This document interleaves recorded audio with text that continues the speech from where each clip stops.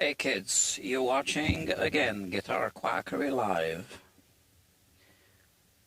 The live streaming, the one and only live streaming guitar repair channel on YouTube, as far as I know.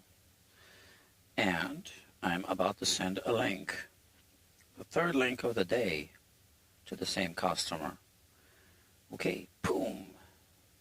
See, part 5. Which is the third link of the day, right? I already sent him 3 links, right? Because he told me here he's leaving NYC for good on June 9th, and today is May 31st still.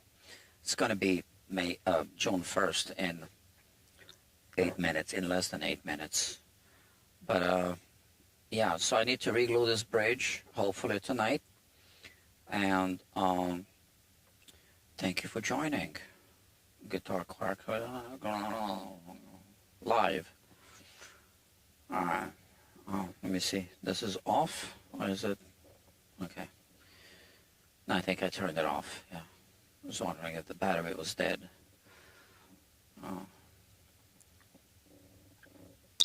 So. I'm too old for this. We removed the bridge from this guitar. Well, we didn't do it, I did it.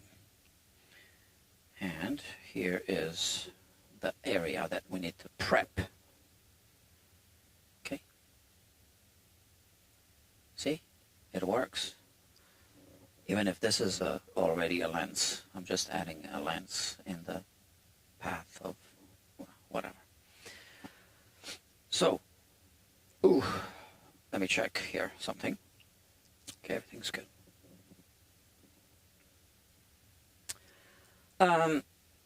Well, we're gonna remove a little bit of this finish.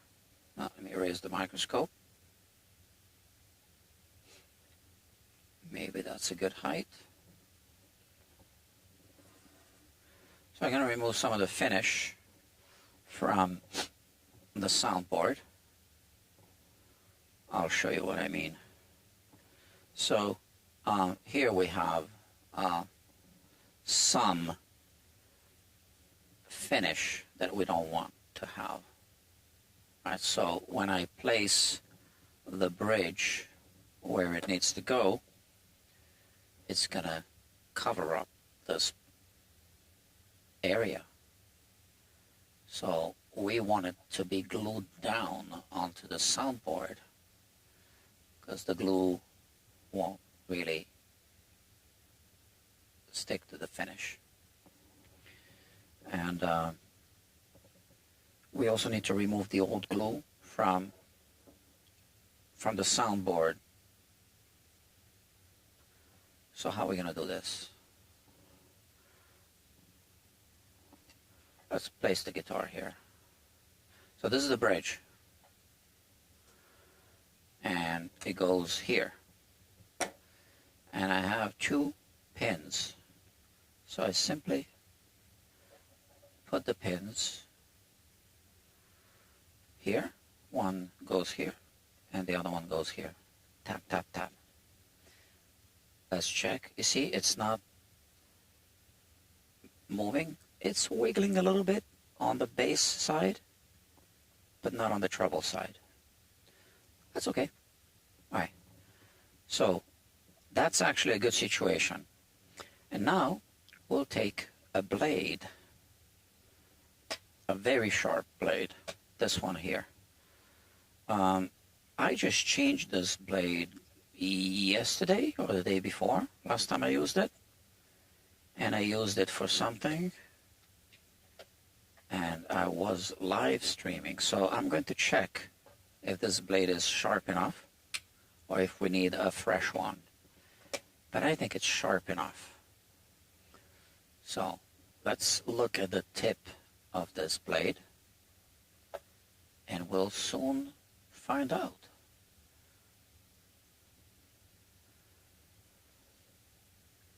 No? Oh yes, it is sharp enough. So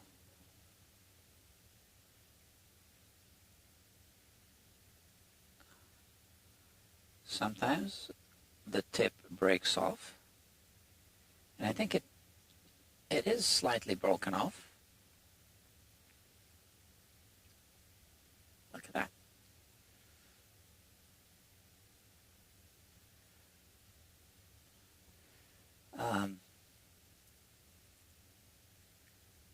I think it's still sharp enough.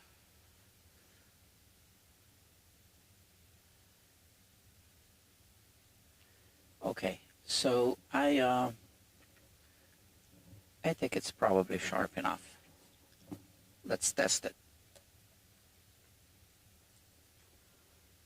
Okay, so let's momentarily remove this bridge. Oh, I need the microscope for the test.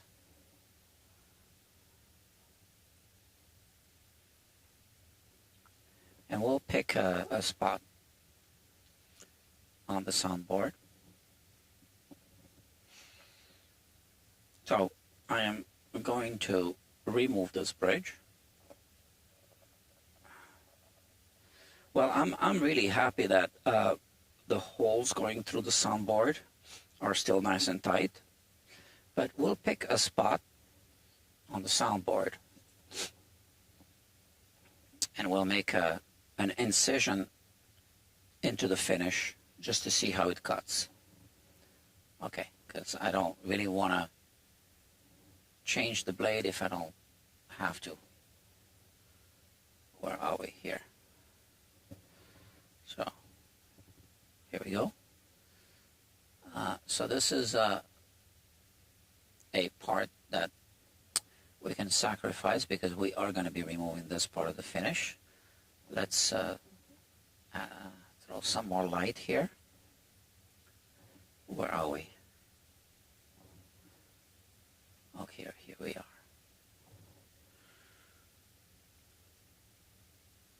Yeah, look, I mean, it's cutting through this finish nicely. Okay. Okay. So I feel this blade is plenty sharp. And for the next procedure, we will not need the microscope. I am going to once again place the bridge here.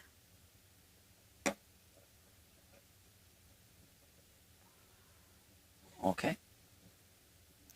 And I'm going to make an incision very carefully. So here's the thing. Okay, this isn't sharp, right? This is just plastic. So I want to be pushing against the bridge as I make my incision because I don't want to, you know,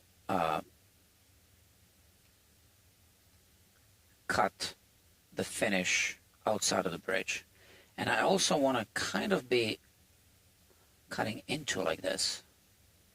All right, so this is going to take some concentration. Just making sure that the bridge is exactly where it needs to be. And I'm pushing on this pin here. And I'm pushing on this pin. And I need to just make carefully, very carefully, an incision.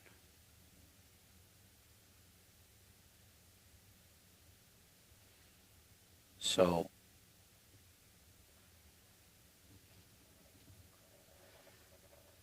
I just remembered something.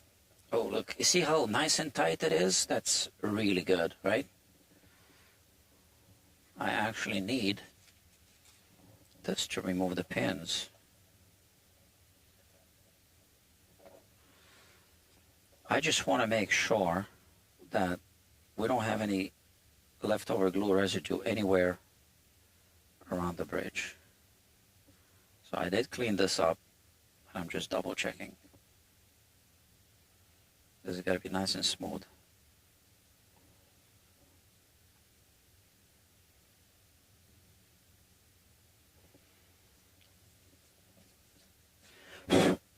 Okay. So far, the project is going well.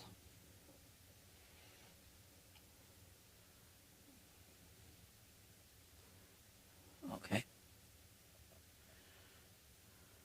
So I'm pushing down on this pin and this pin, making sure the bridge doesn't move.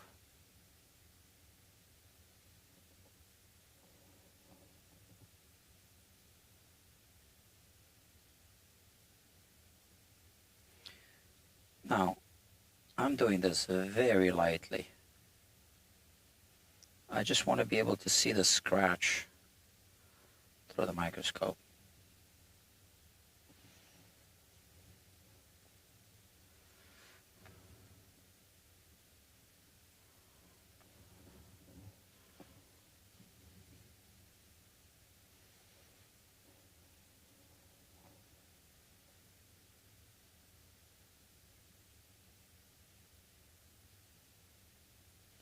Well, I tell you, the magnifying glass does help.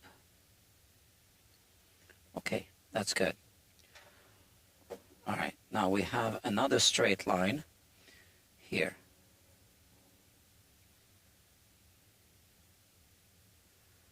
So I'm not pushing down on the bridge anymore, right?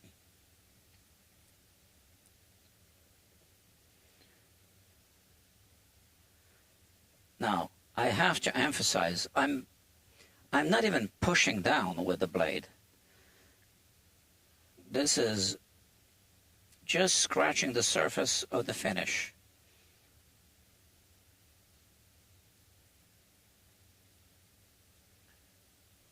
I don't want to cut through the finish into the wood, okay? I don't want to do that. And I need an auxiliary light, which I have right here. Rubbish guitar block is here. Well, you missed, so this is part one. You missed, what is this, the third part of the day? Part 3 and 4. This is part 5, yeah. So now,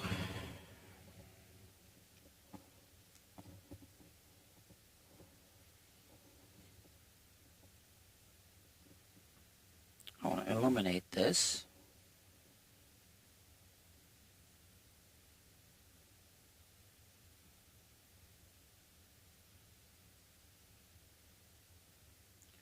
So through the microscope, I'll be able to see this scratch, and obviously I will know what to look for. Okay, and most importantly, we cannot even slightly cut through the finish on the back of the bridge. That would be bad.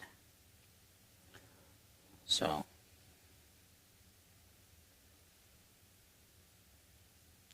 just scratch the finish once, twice, and I can feel exactly how much I'm scratching.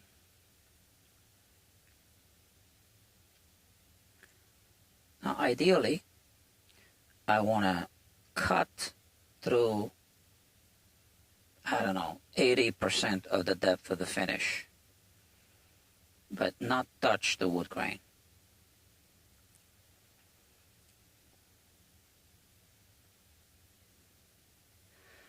The only way to get there is to do it in multiple passes. And I am going to start feeling if I go too deep. It's going to feel different if I'm hitting the wood grain. Now, this is impossible to describe, but I can feel exactly how, I'm not pushing really. And again, I am at an angle, slightly cutting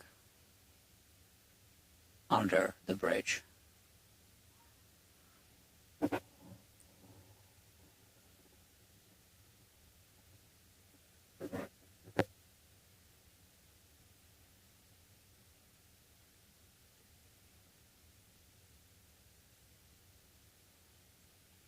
Okay.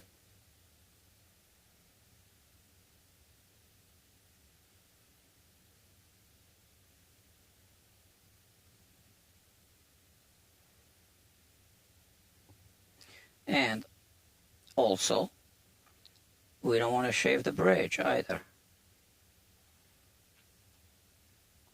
So I'm constantly adjusting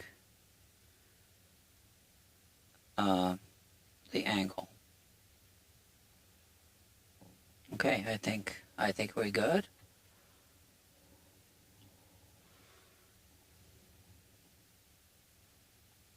And here.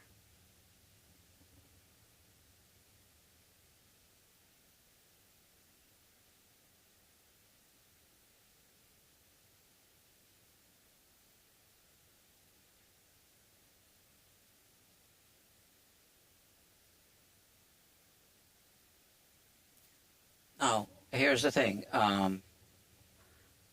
I can totally pause, check my work through the microscope, and then I can do another pass or a couple of passes if I need to. Just put the bridge back because it's so tight that it's not even moving, right? So let's put the bridge here. So it's the sharp blade. I just want to put it somewhere safe. And now let's check my work. Again, you're watching a live stream, so this is not sanitized. If I make a mistake, you'll see it, and then we'll deal with it if needed.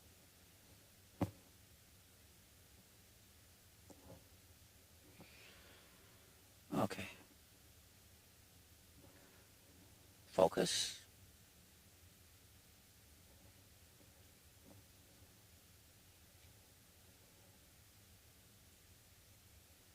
So this is the incision.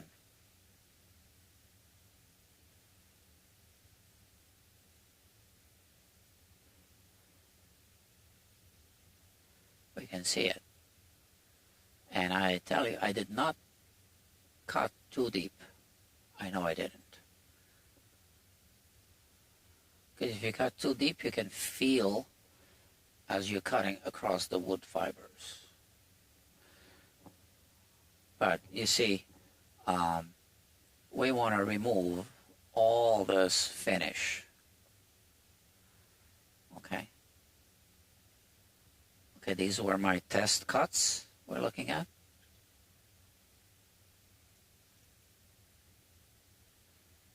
What is that? Some air bubbles. So there might be some glue there as well, right? And I think that here we're looking at the old glue squeeze out from the factory. Now what am I looking at here? Which one is the incision? Is this? Now I'm confused.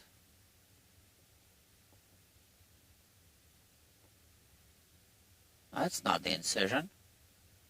That's some kind of scratch. So let's put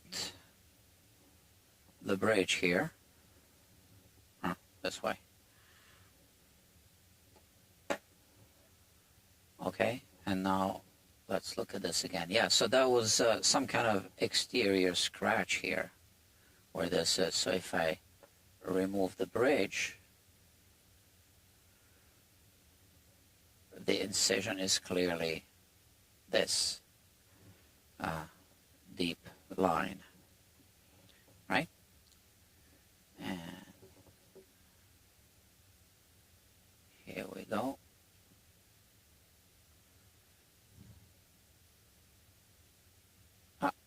This did cut a little too deep, but you see I didn't cut the grain, right?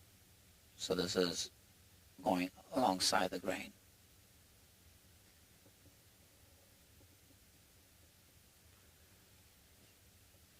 And on this side of the bridge, honestly, even if you cut a little into the grain, what is this? Oh, this is the damage from the pick. So on this side of the bridge, it wouldn't be devastating. So this looks like a scratch from my blade, I guess.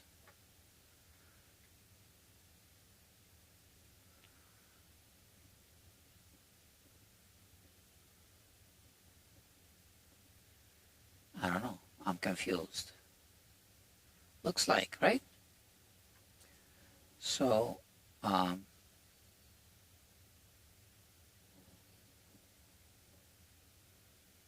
yeah, that's what it is. In fact, once again, if we just put the bridge back,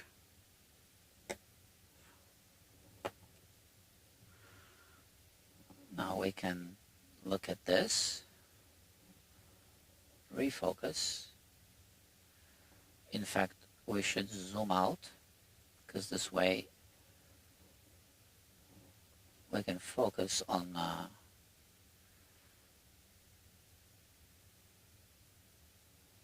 kind of like both the bridge, sort of, and the soundboard. So I'm trying to remove the bridge now.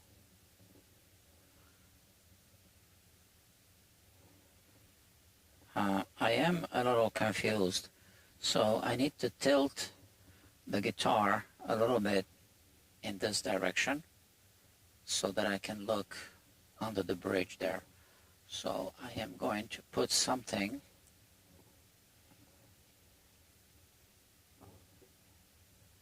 Is this better? It's not yet. How about this? Okay, because I need to know what I'm looking at.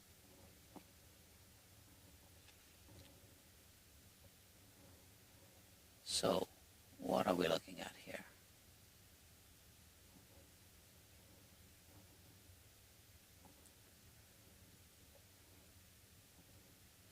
So this is how it was.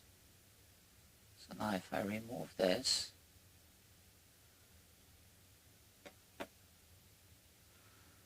yeah, all right, so let me just examine this.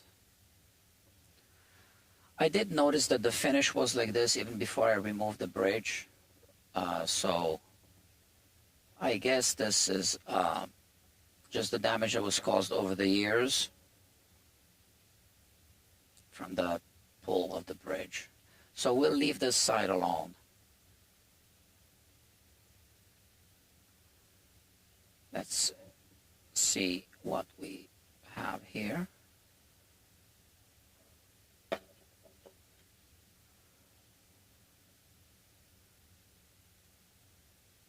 Okay.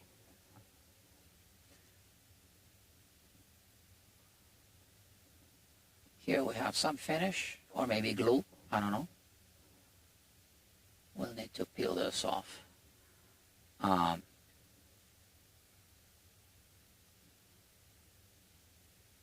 Okay. Okay, so here's the bridge. We no longer need the blade, so I'm going to put it away.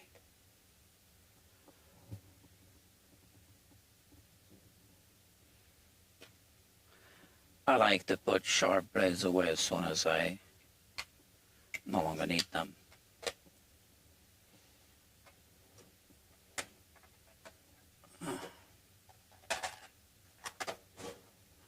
Oh, I do need them.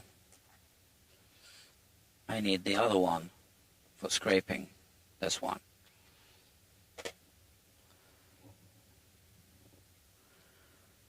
All right. Now we'll start the cleanup. All right. So focus the microscope like that. And I'll be using the heat gun, right? So we want to make sure that we don't heat up the finish too much, because we don't want it to start bubbling up. So we need to be careful. Maybe I need to reduce the temperature. I think I'll reduce the temperature on this thing. Yeah. So okay.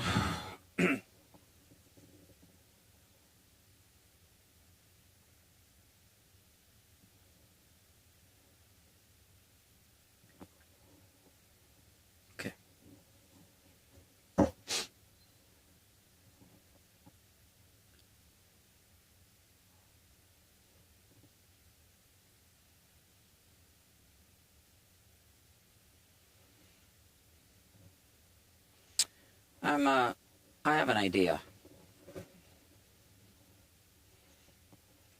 This might work.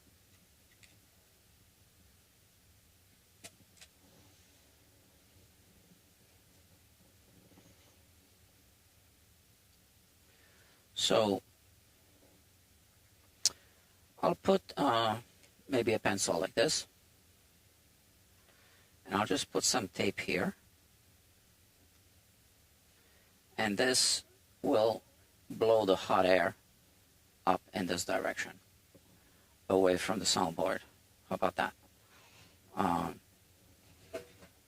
think that works. Now the soundboard itself is kind of dirty here, and you know, maybe we want to wash it a little bit. I have water. Let's see if it comes off. I want to make it too wet, but I want to see.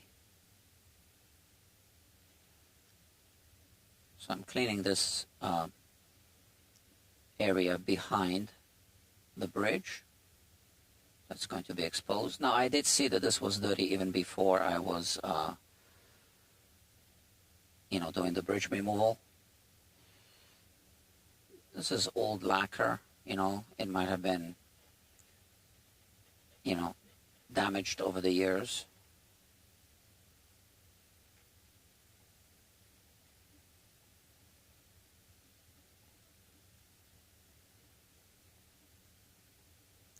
Okay.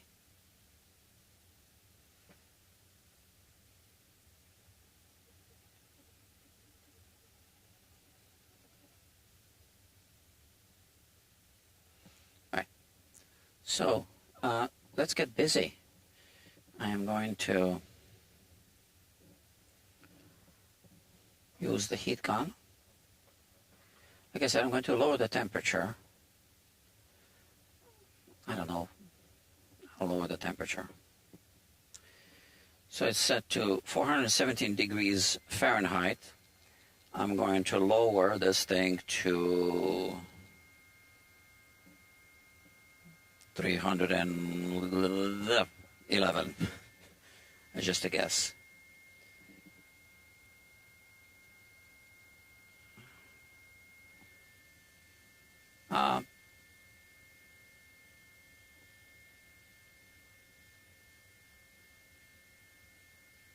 Let's try.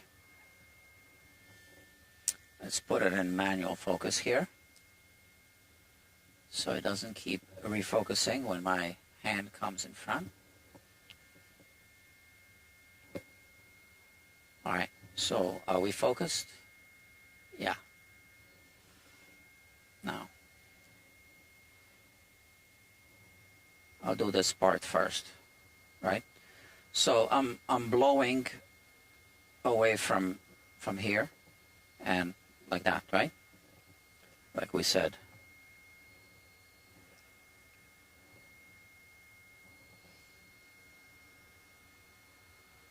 Let's see. Oh, nice. Look at that. Look at that. I'm moving away my heat gun.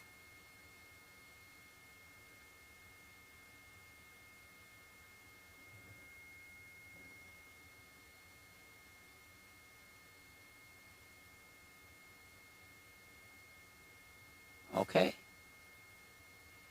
Now it's critical that I don't even think of touching the finish outside.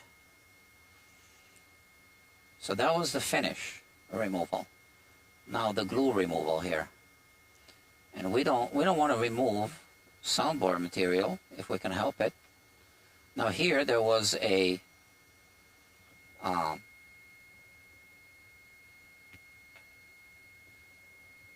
already an air pocket, pre-existing. See that? That was filled with glue. So that's pre-existing, right? So that was already there.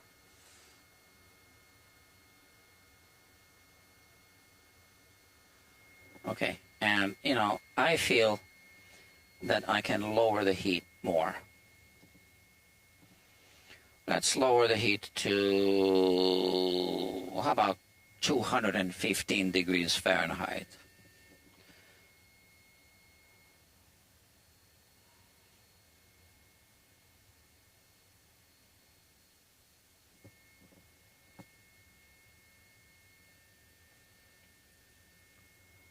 Okay, so far so good.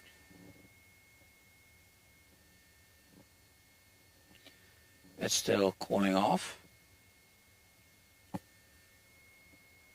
Yep.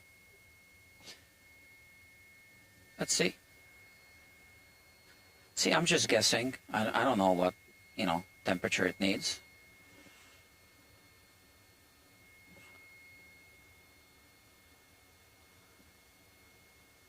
So this is a little bit of ebony.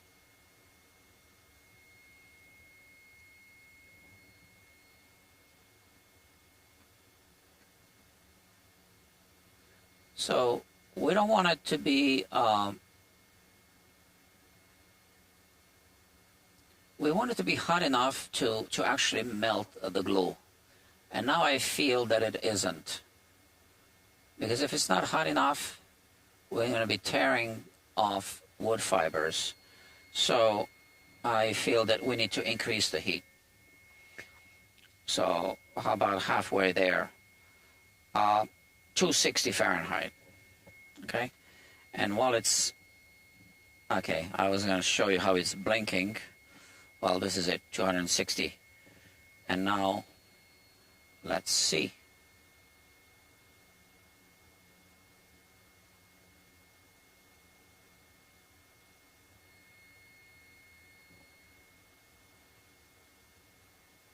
This thing. It needs to melt the glue, okay?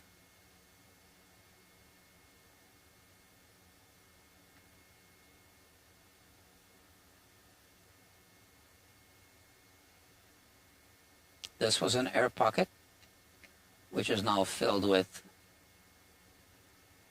glue, and I'm removing the glue. It's going to get refilled with fresh glue.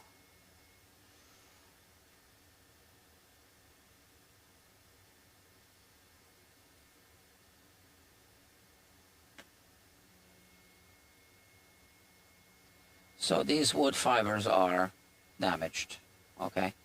But here you can see that there was a pre-existing air pocket. You can see that. This is all just glue. Nothing we can do about that. We need to remove the glue. This is just glue right here.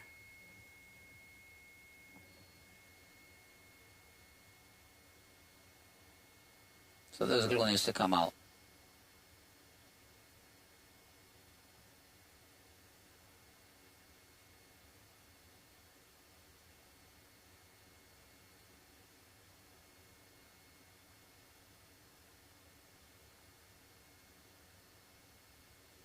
There was a little fracture here through the soundboard. Again, it was filled with glue. I'm now removing this glue. and the fresh glue is going to squeeze back into this pre-existing fracture. It's going to hold everything together.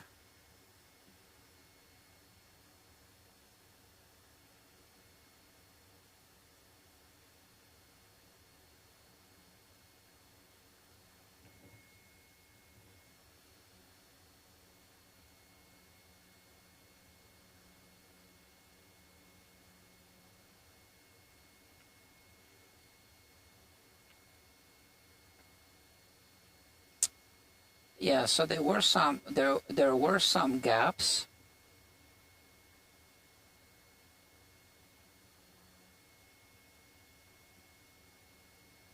But you can see those were pre-existing air pockets. So this is not damage that was caused by the bridge removal, because you can clearly see how it was filled with glue. And yeah, we cannot really patch these. I don't know why it's like that, but it is. You can see it.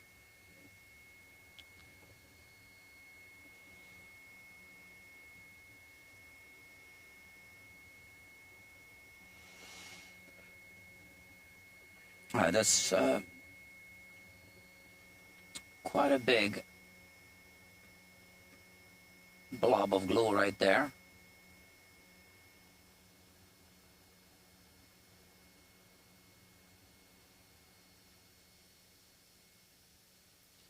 So I think that's when they made the incision here. You see that? So they made an incision here. I think they damaged the soundboard when they removed the finish to make to prep the soundboard for the bridge glue up.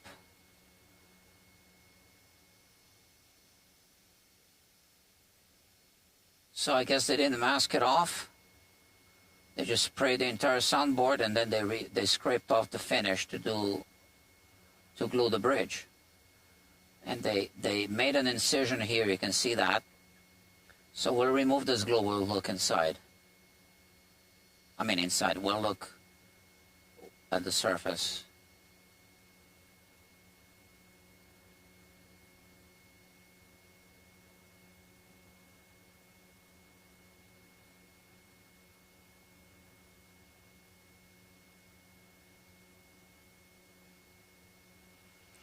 So here we have another air pocket that we're exposing.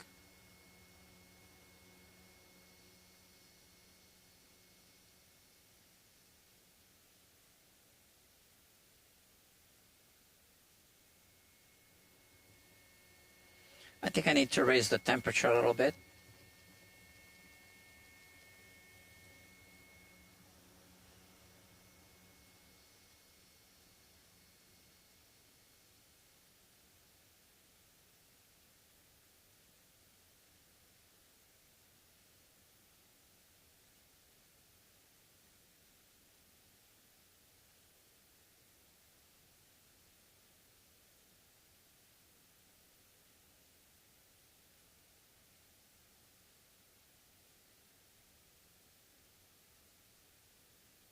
That's another air pocket right there.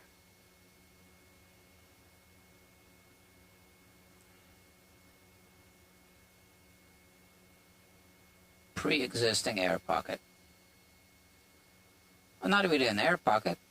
It's a gap that was filled with the glue.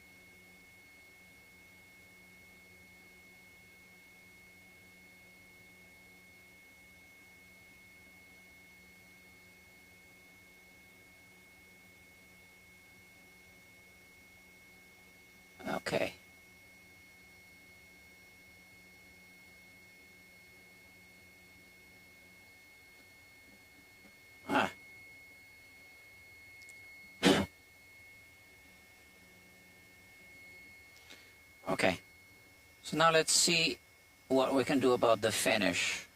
Now the finish doesn't require a high, quite temperature to be quite as high.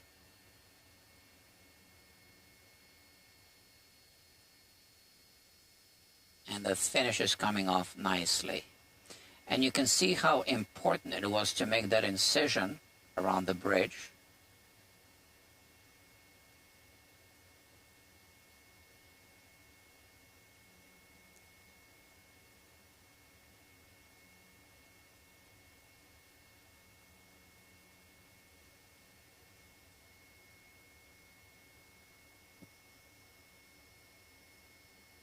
Okay.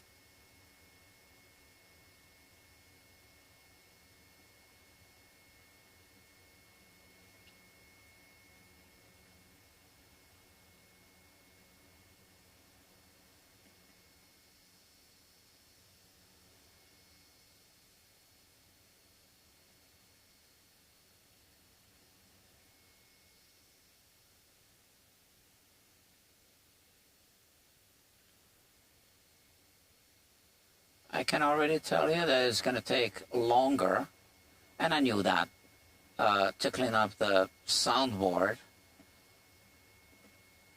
than the bridge.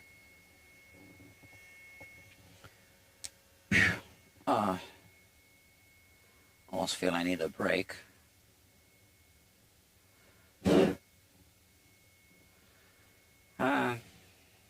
Yeah. So, all right, it already cooled off. It's important not to touch the finish in the surrounding area while it's still warm, right? Because you can see that it peels off very easily. This is nitro.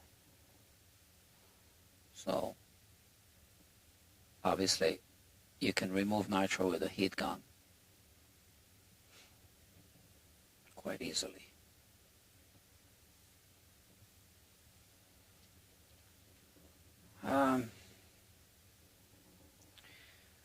Yeah, there's another area right here that's it's got these air pockets, right? And again, that's not the wood grain that I ripped. We didn't see any fibers on this part of the bridge here. We only saw here where I ripped here, right here, and you know, here and there a little speck, but you know, that was the main area, and I can clearly see, where's my thing for pointing, whatever. Here a little area that's exposed wood grain.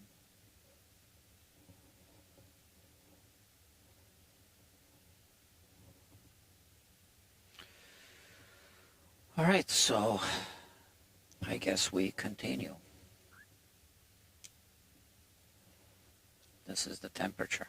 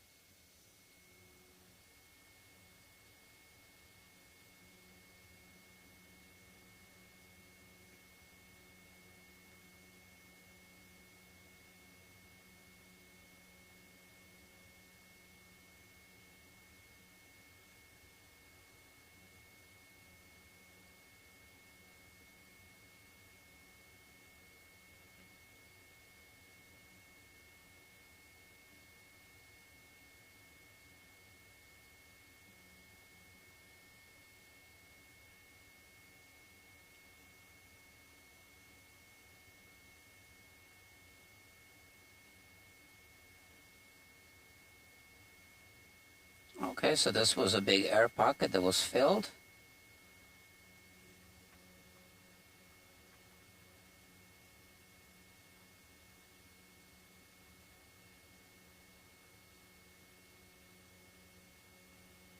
That's all glue that's coming out.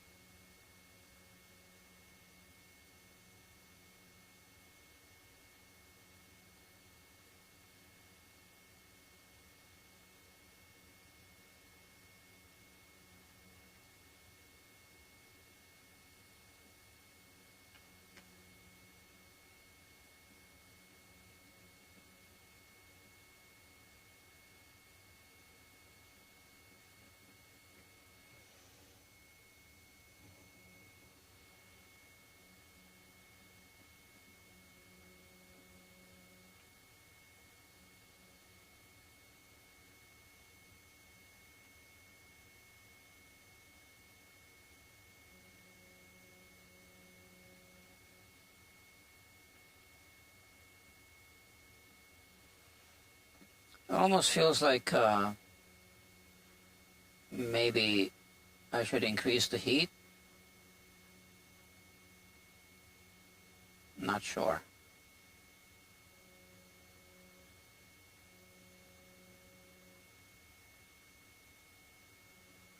Clearly you can see that I'm only removing the glue.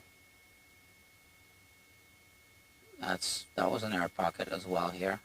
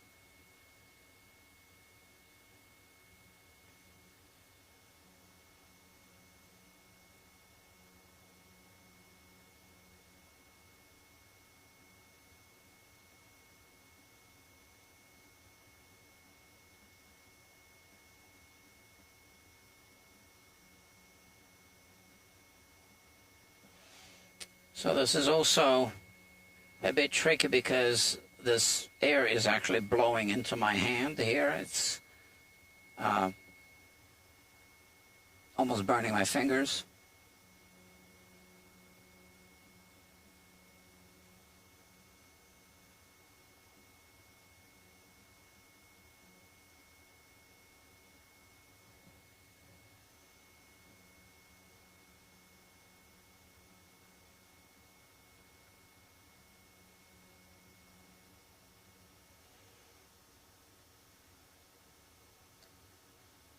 There's a little bit of finish here that I need to remove.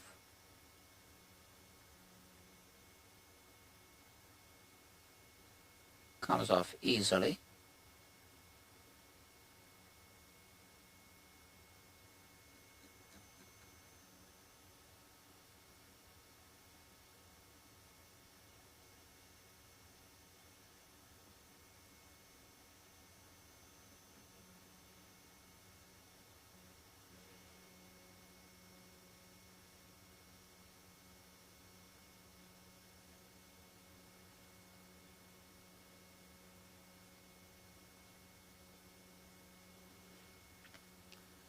Yeah, so, we're discovering that there was some damage to the soundboard before they glued the bridge.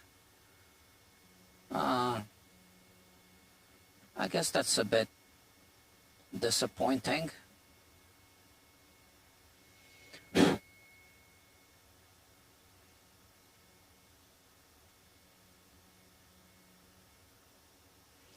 I guess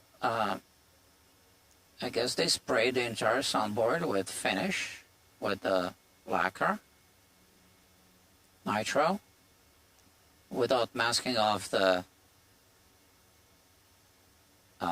area for the bridge. And then they scraped it off, I guess, and damaged part of the soundboard in the process.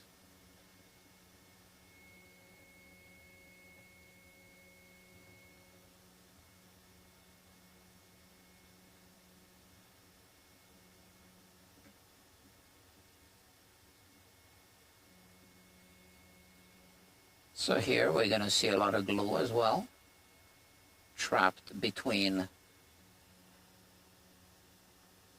the growth rings, I guess. Or I guess this was a growth ring.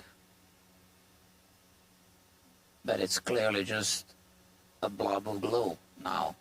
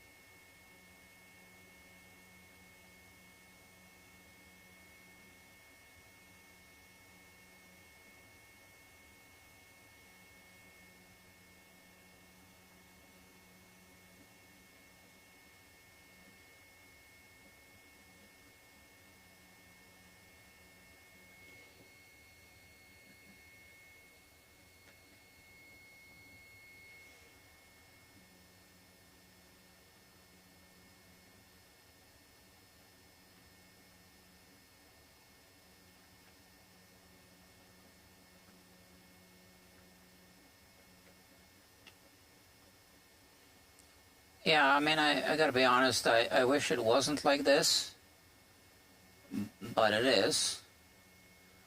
And I can just hope that the minor gap filling that is going to occur isn't going to be too bad. In other words, that we'll still have a good glue joint. I think we will.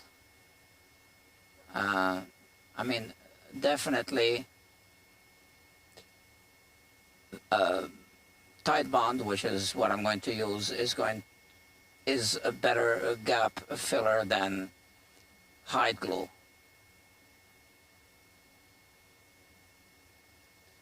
And I don't think it's a good idea to use hide glue when there was previously tight bond. I'm not sure.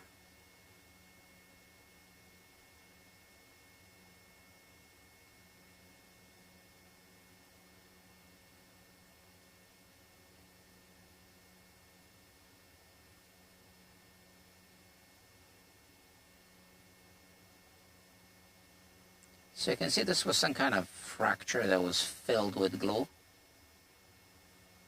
So I just removed the glue, and the fresh glue is going to fill the same crack, pre-existing crack. This one here.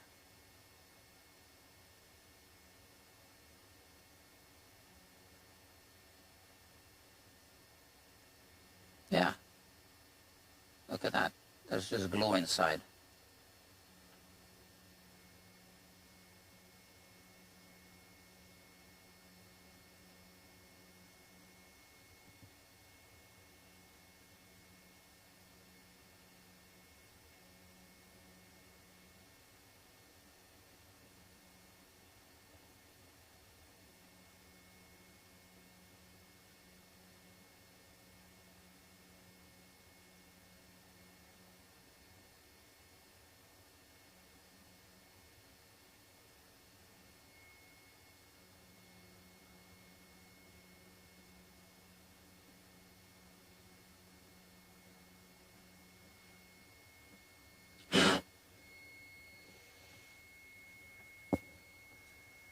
Oops. Turned off the light.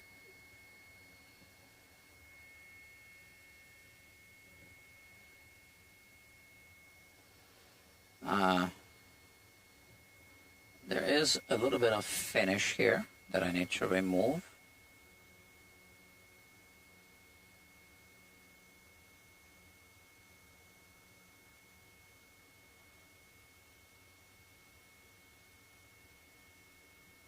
It's coming off easily. I am starting from that incision.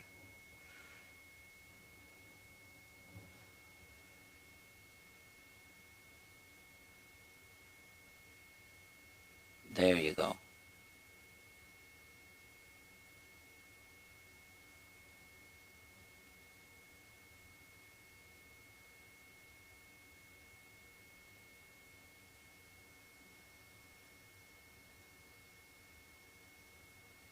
And here, this is a little bit of finish right up to that line.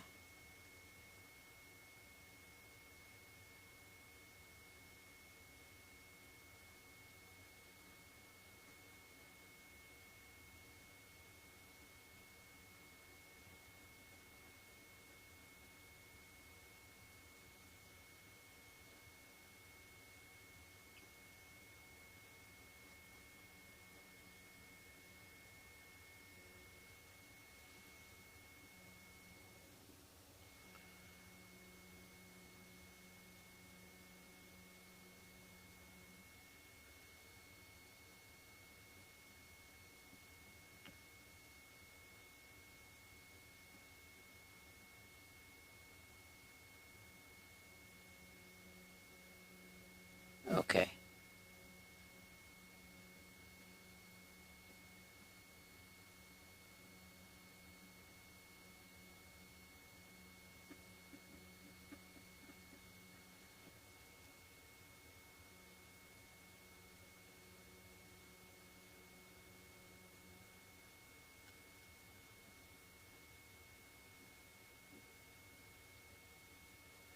Okay, I almost feel like now some wood fibers came off, which means we're down to the bare wood.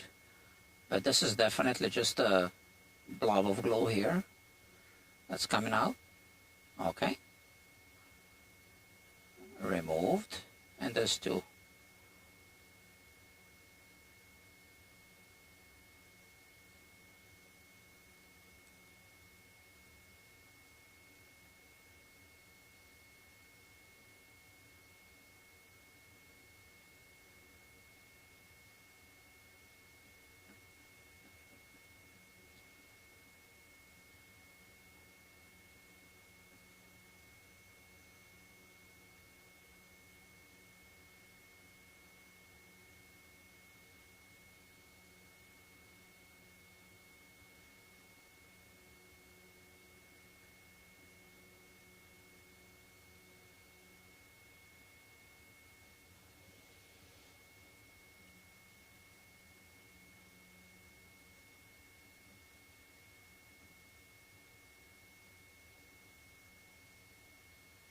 Okay.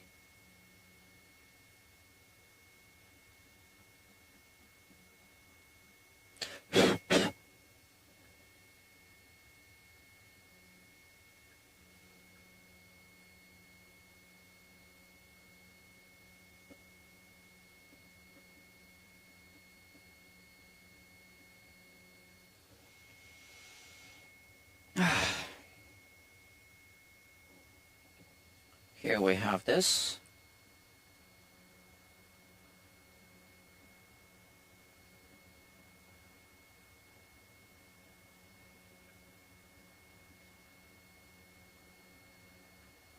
So we can remove the finish here. How about that? Just peel it off.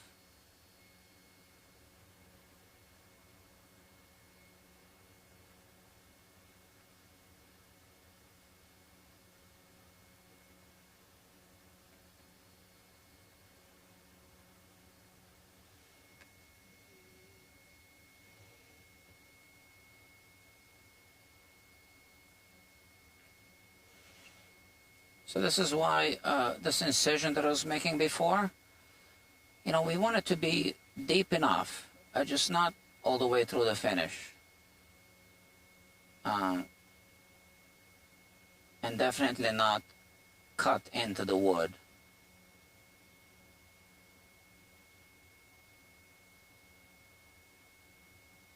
So that we can kind of, you see how it's tearing now? So that's what we want.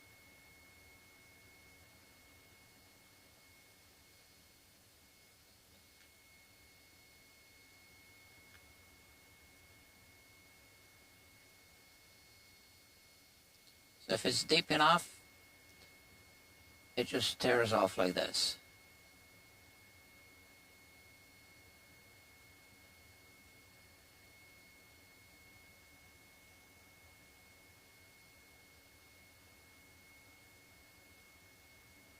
And you can see here that they definitely made an incision here. So they actually cut through the wood grain a little bit here. Right?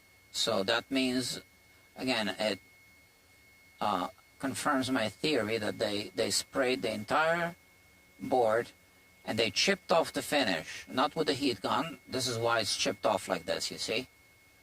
Here it's chipped off, which is why they damaged the soundboard. So they weren't using a heat gun and a microscope. And since they weren't live streaming back in 1978,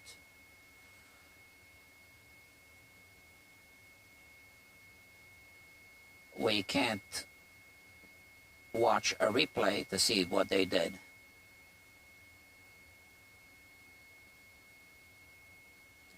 But I am live streaming. So this repair is being well documented.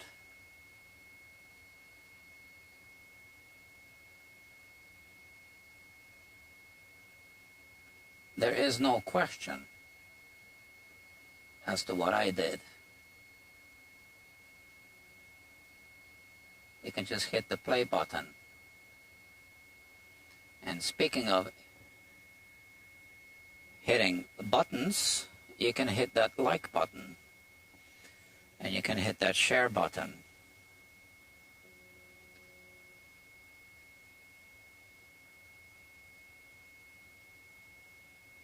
If you hit that share button, you help this channel grow. So I can teach young generations of luthiers and guitar repair technicians.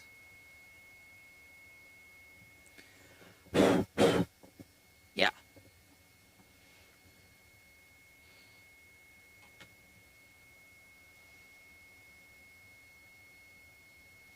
Or even old generations.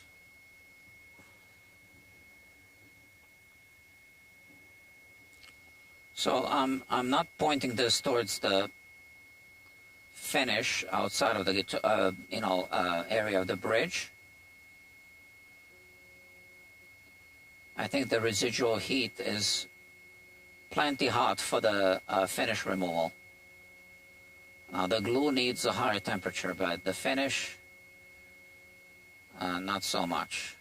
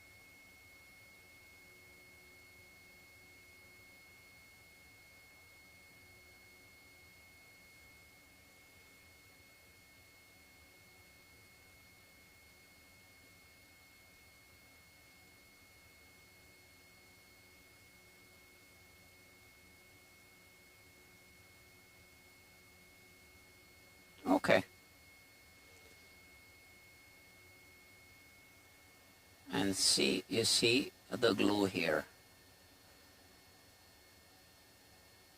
It behaves differently.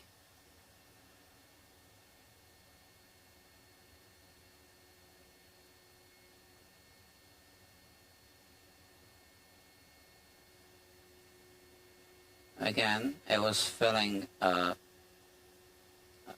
gap, a crack.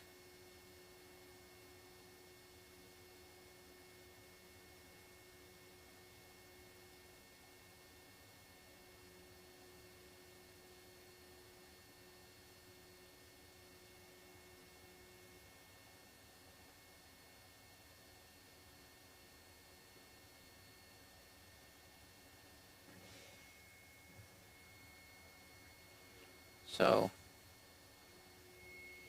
I guess now I'll work my way back in this direction.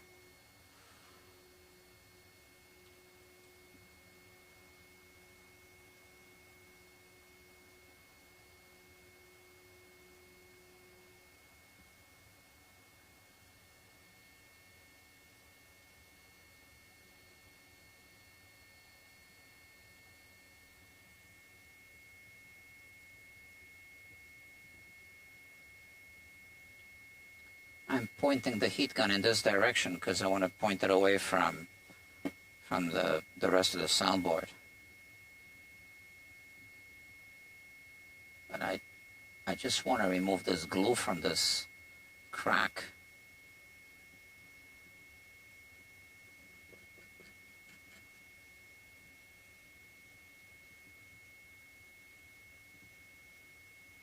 Look at this. This is all glue. You can clearly see.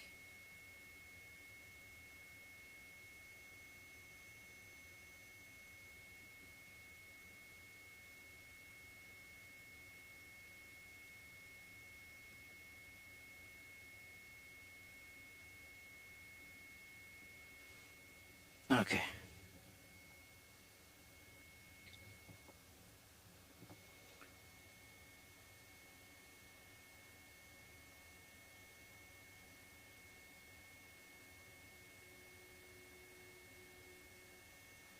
So this little part does look like soundboard damage that I caused.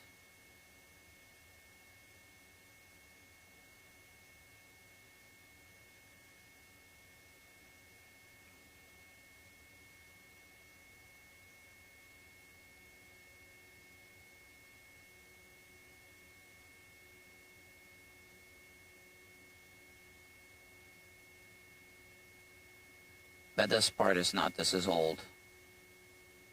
Pre-existing.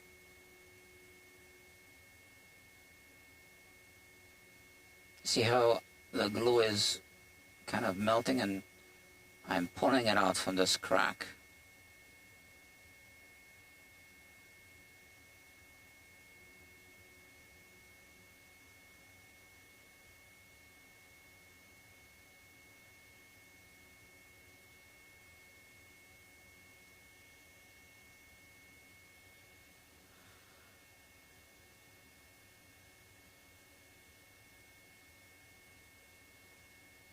So in my opinion, you just can't do a better cleanup than,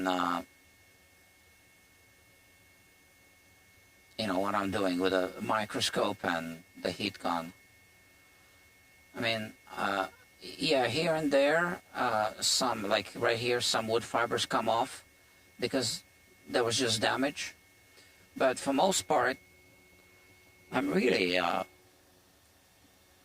only removing the glue. And if you do it without a microscope,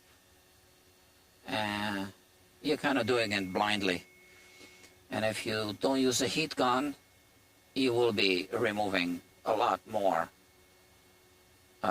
fibers.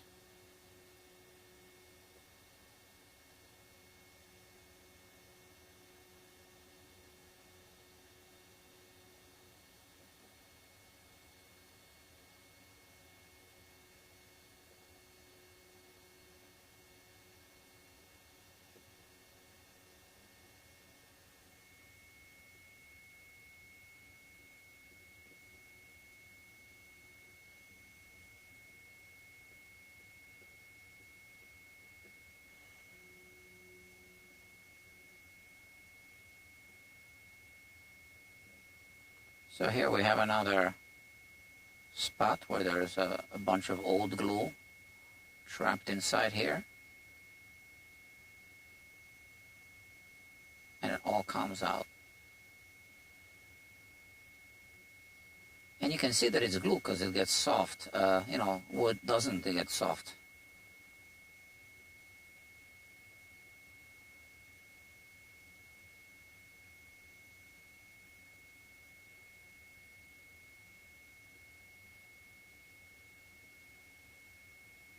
It kind of looks like string cheese under the microscope when it gets soft.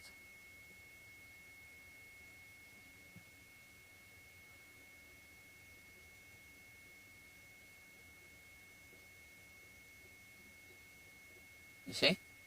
That's glue. All of this.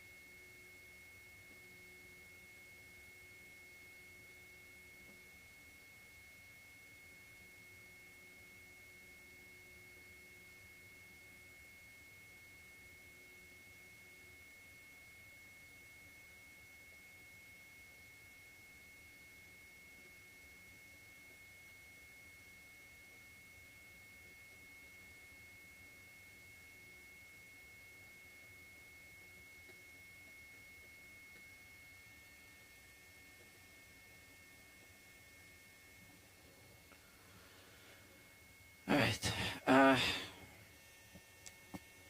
Short break, I guess.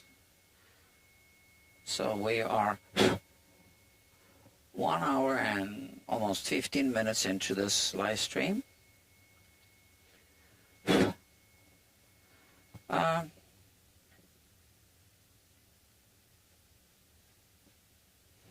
Well, you know, I think it's looking good.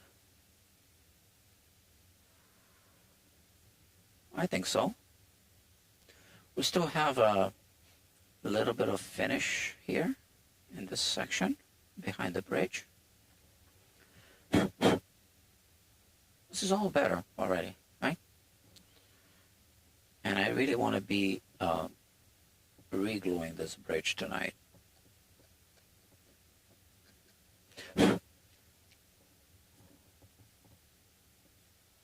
Look.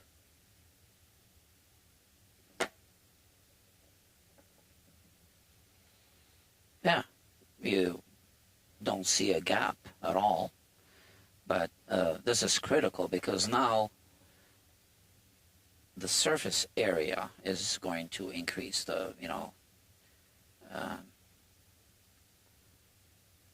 surface area of the glue joint. And, I can't even lift it. It's such a nice fit. Okay. So, this is really good.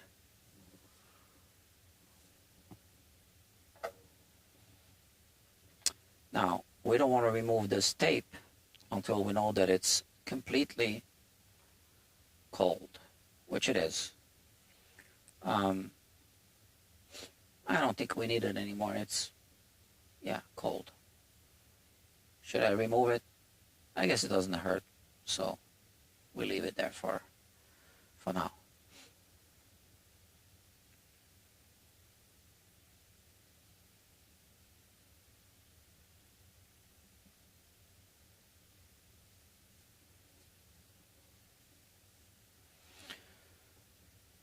Yeah, man.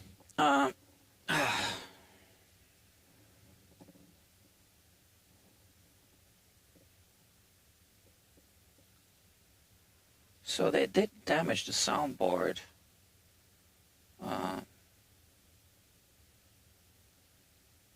don't want to say significantly, but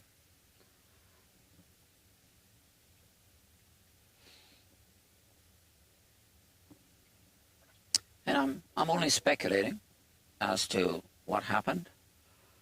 So I think they just spray the entire soundboard and then remove the finish and, damage the soundboard in the process. Okay, you're still watching, 6 of you. I guess we'll be here another hour for this part of the job. Let me check the battery on my computer. It's it's time to turn on the charger.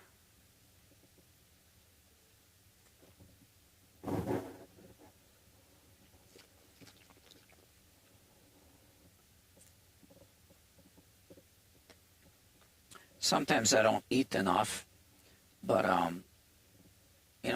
this has electrolytes at least.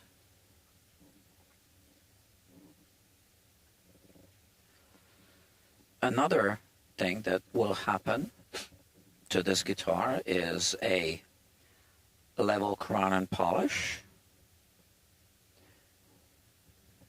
of the fretboard, of the frets, and it's going to get a new nut. The old nut was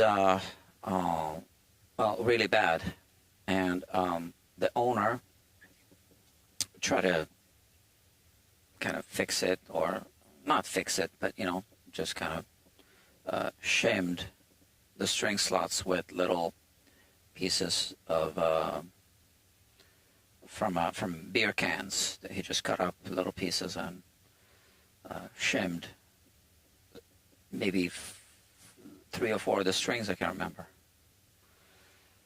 So I still have the nut here, I think. Yeah, here it is.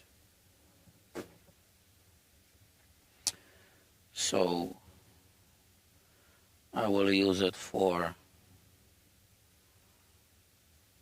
just to kind of get the dimensions, I guess.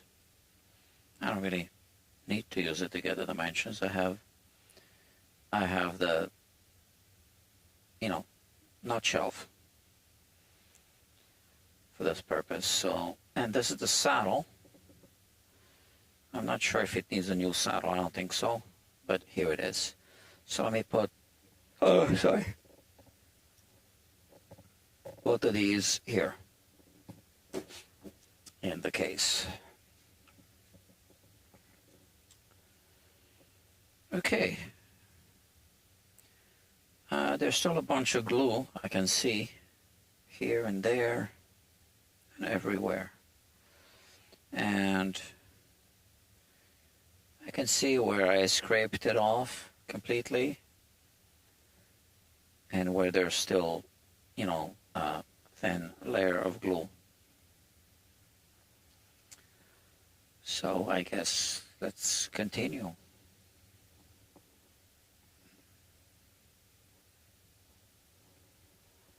Okay.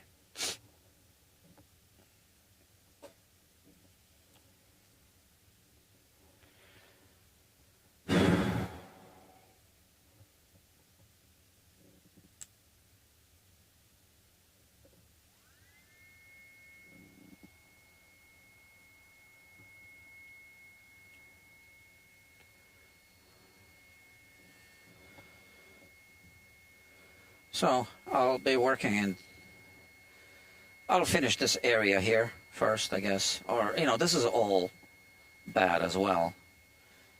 Maybe I should do this first. Actually, no, because the guitar doesn't fit all the way there. So I'll do this later. But here we have this area here.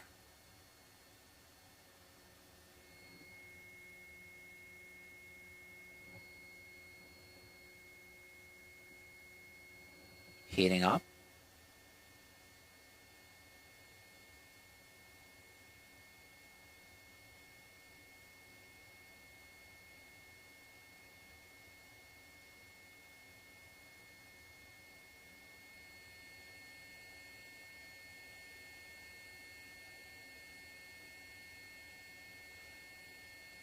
Now, with this method, I mean, you can clearly see that I'm really only removing the glue. I mean, yeah, some microscopic amount of wood fibers as well.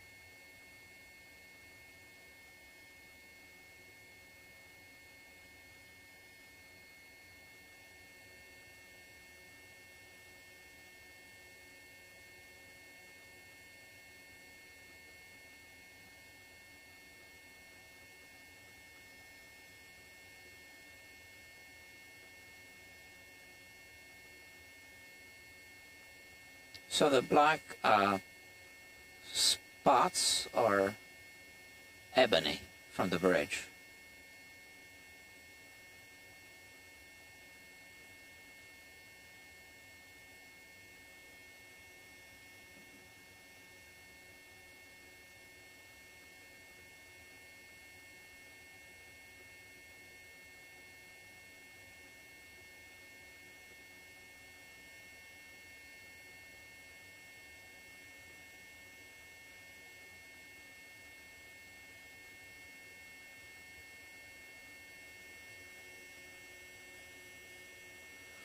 So we want to remove as much of the old glue as possible because fresh glue doesn't stick well to old glue. Now, it isn't that it doesn't stick at all, right? It just, you don't get the full strength.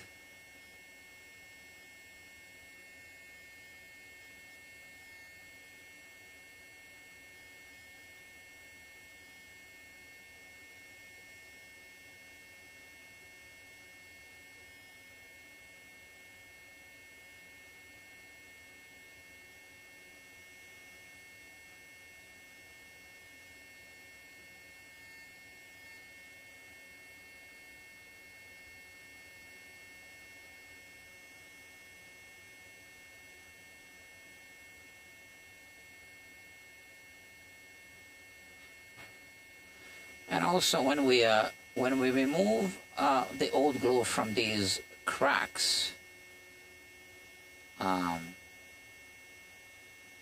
we are gonna get a much better glue joint because the fresh glue is gonna squeeze into these freshly exposed cracks, and we basically increase the surface area of the glue joint.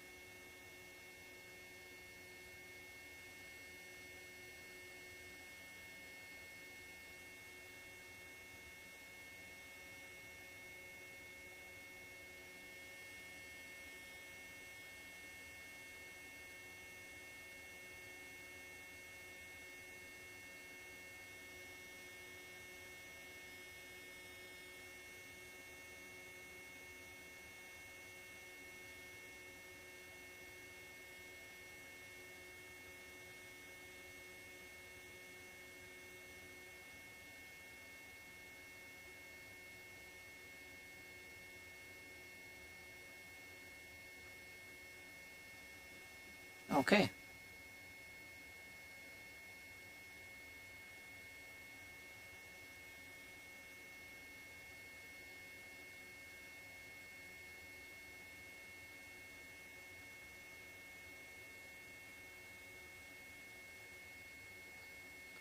And we also need to accept the fact that it's never going to be cleaned up 100%.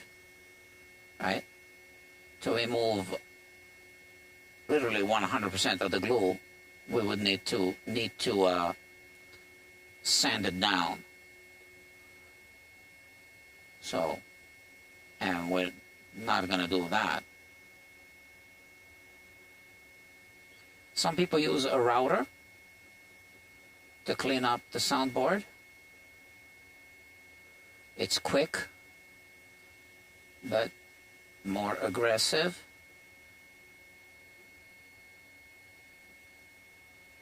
And I'm gonna say it probably doesn't work well in all situations. So if the soundboard is slightly curved, which it is, what then?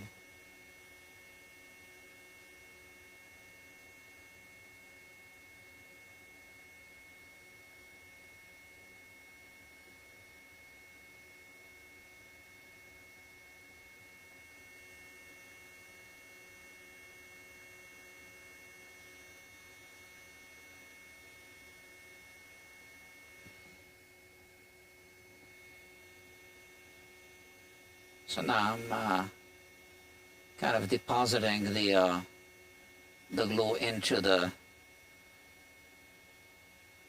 sound box here. So I'm going to vacuum the guitar, obviously, at some point.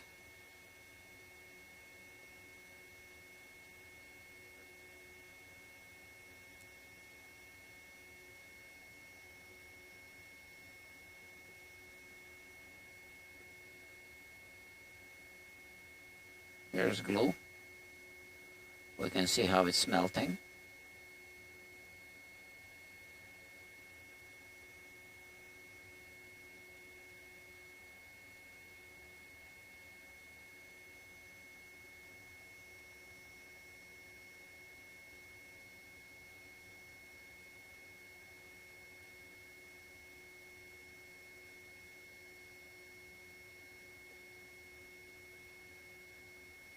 There you go, look at that.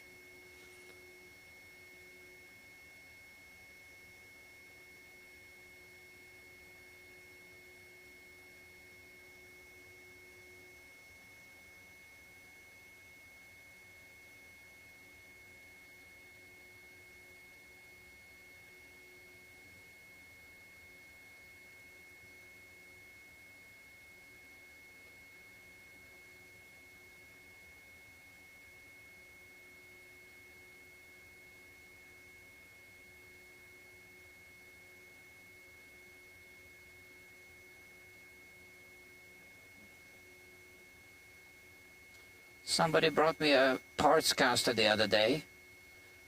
I mean, like, it's already been 2 or 3 weeks. I haven't touched it yet. See, this is glue also inside here. Look at that. Aye.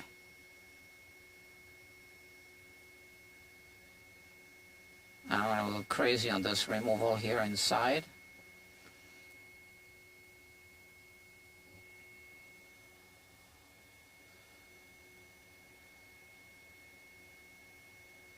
So he didn't tell me it was a parts caster before he brought it in. And a lot of the viewers of this channel know how I feel about parts casters.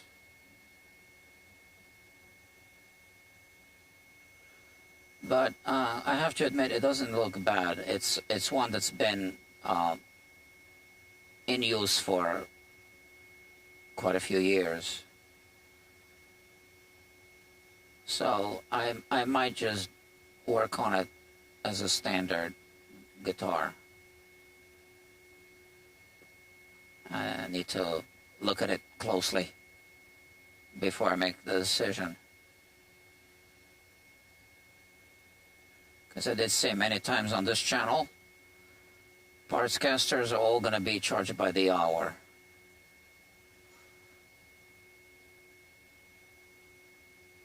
I've been down that rabbit hole too many times.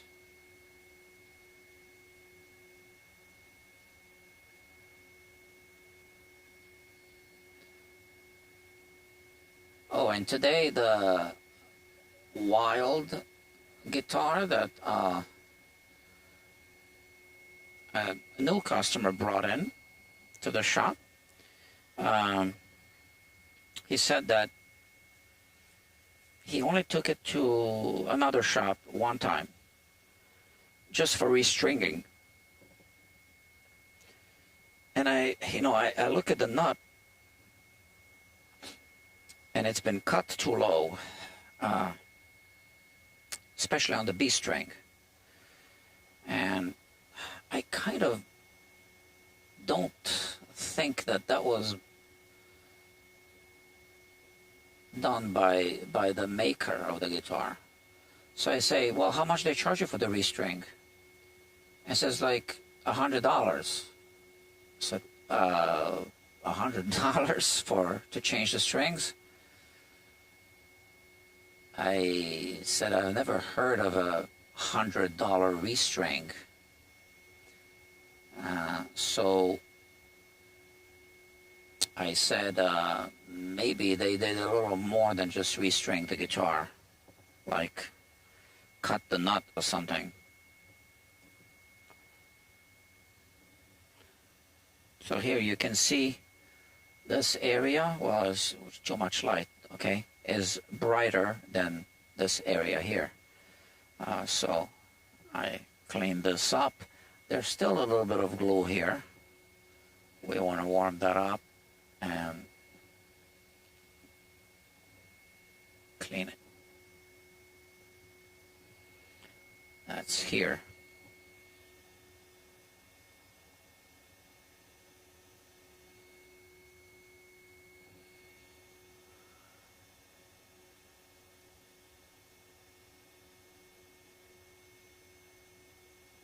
So yeah, so this finish peeled off, but I do want to make sure that there's no finish left there. So I do want to make sure I scrape everything. And here there's a big blob of glue. Look at that.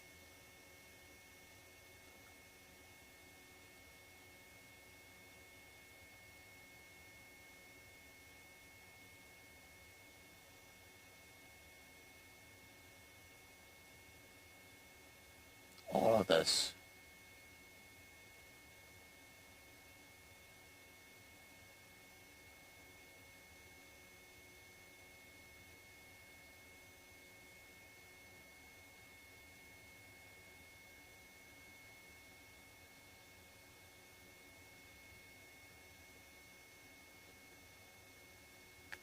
More surface glue here.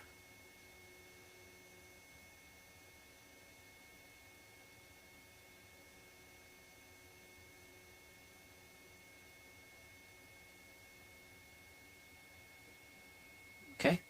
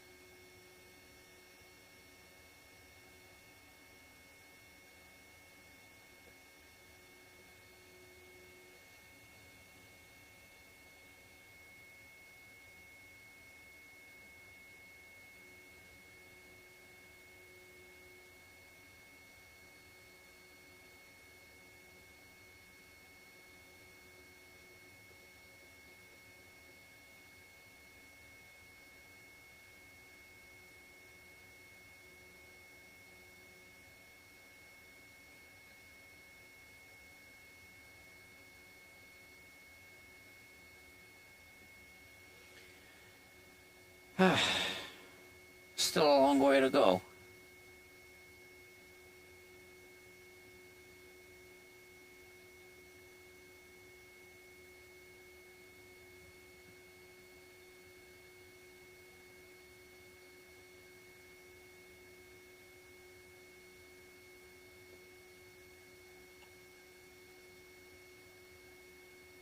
But I really feel that it's important to clean it up like this. Yeah, I don't want the customer to have any problems with this later.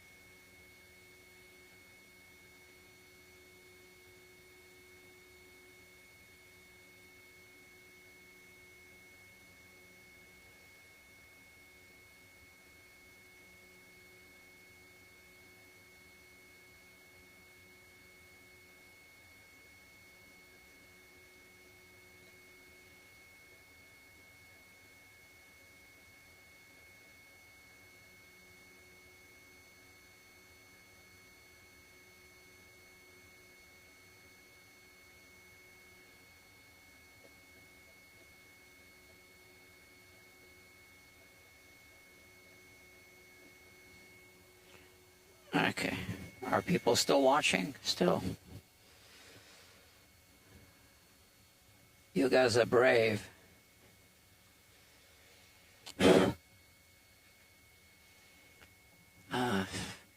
I think this is going to take another hour and a half. Yep. 40 minutes ago I said another hour, and now I say another hour and a half.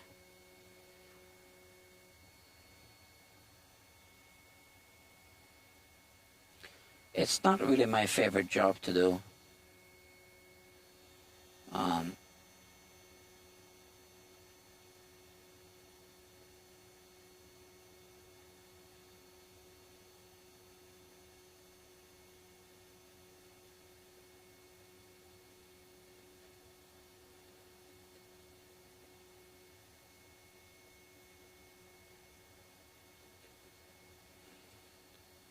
I avoid doing bridge reglues. That sometimes you can't avoid.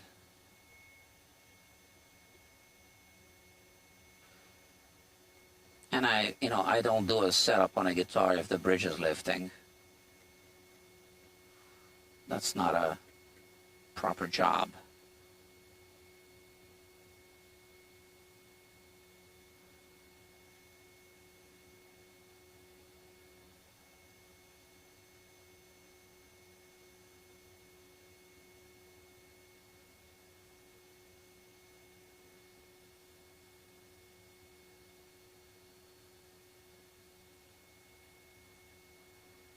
You know, I am trying to imagine how they damaged this soundboard like this. before they glued the bridge.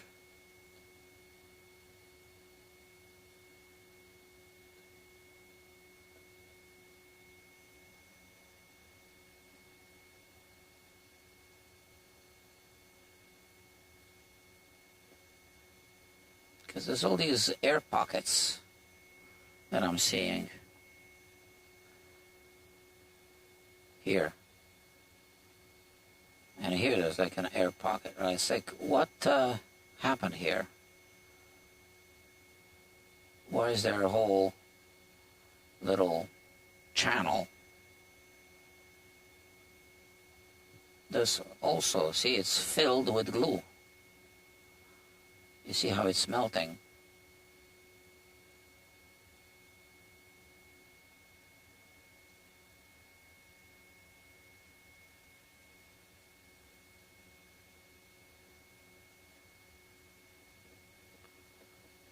So the most important, structurally important part of the bridge glue joint is the part behind the pinholes.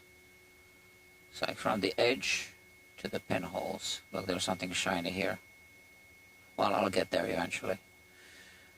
So let's work here because it's still hot.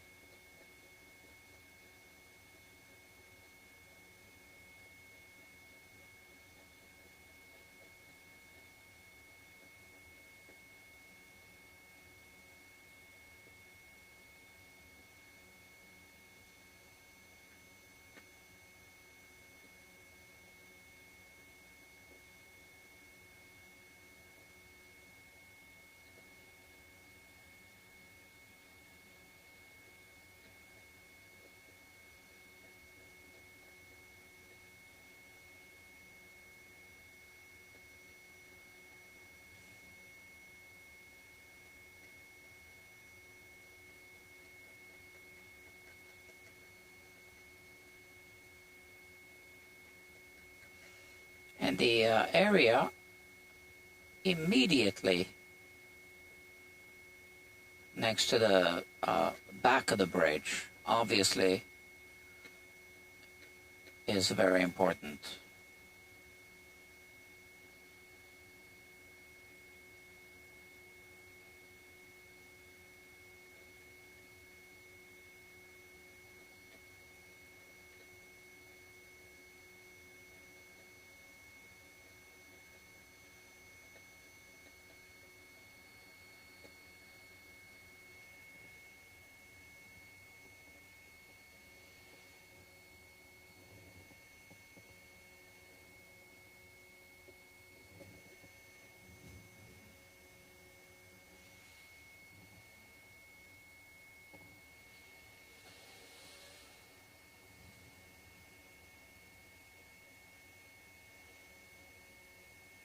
So now, through the microscope, it looks like I'm removing enormous amounts of material.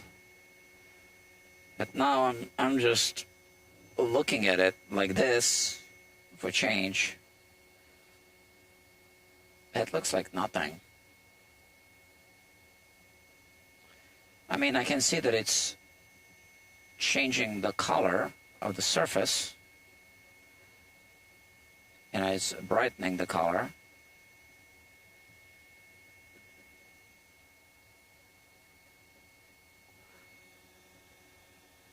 But yeah,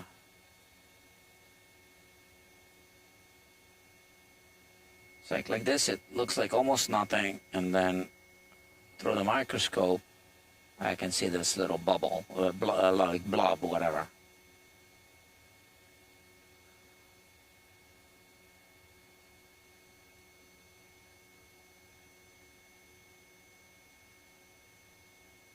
And I want it gone.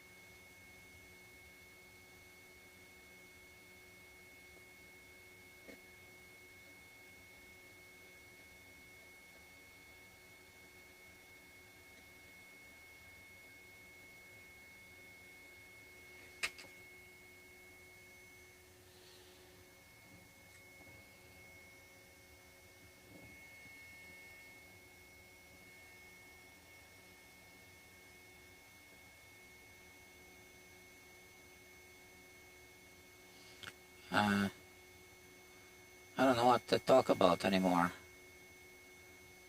I think I said everything there was to be said about glue removal.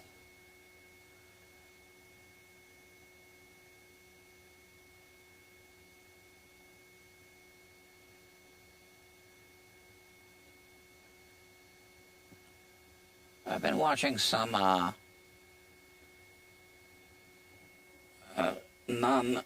non-guitar related YouTube programs lately, here at work.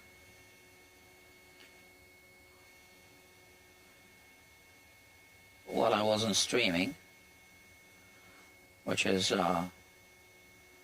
what I've been doing lately, working without streaming like I used to. I watched this guy, Dr. Grande. So he's a psychologist, and he analyzes incidents and crimes.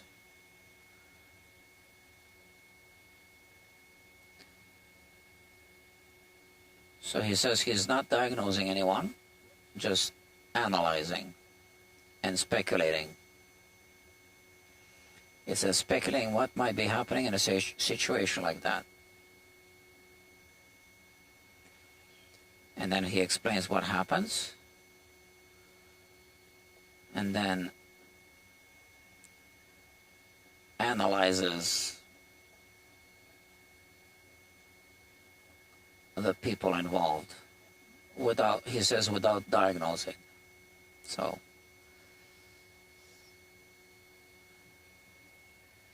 and there are some crazy things that people have done.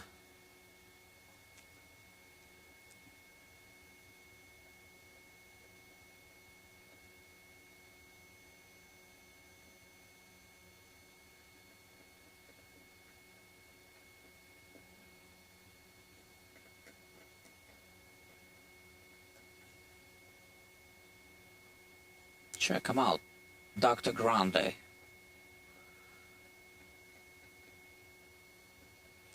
So his channel is Todd Grande.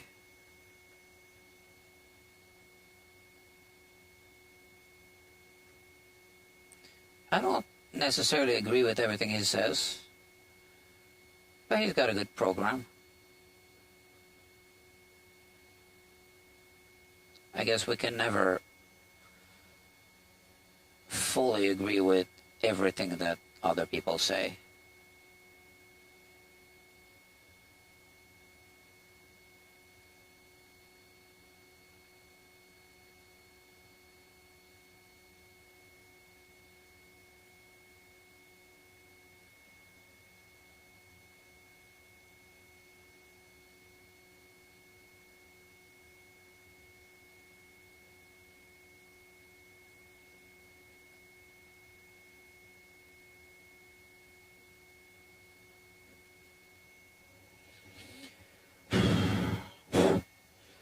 What did I say, another hour and a half?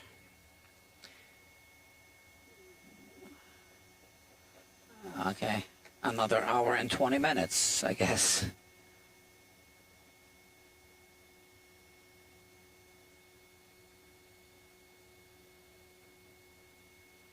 Hopefully less.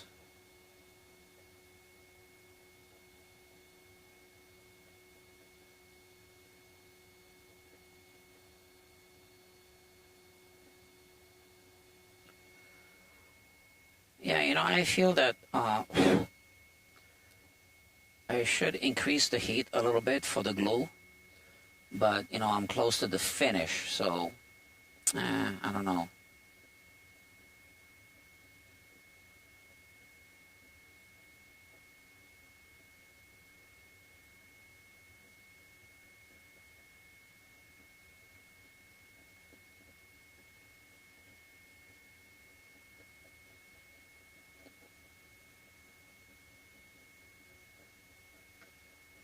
So Dr. Grande analyzes pretty much all of the high-profile cases, which I'm not too interested in. I'm not interested in high-profile cases, celebrity stuff at all.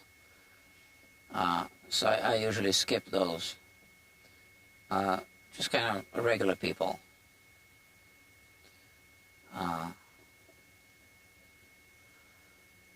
Crimes and situations that have somehow become public.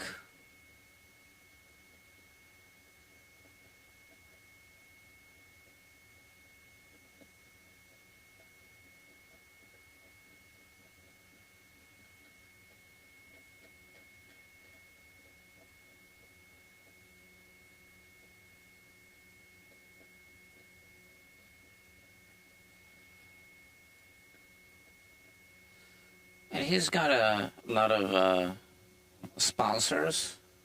So here we see that incision they made, and I'm you know, also kind of trying to blend it in, like, but what are these, you know, dots? Look at that. That's filled with glue. These little dimples.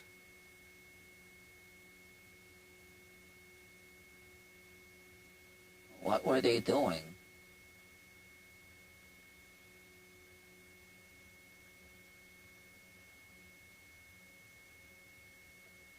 Look at that.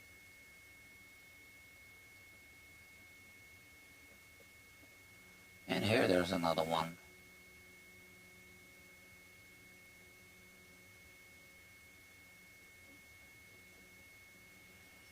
And here.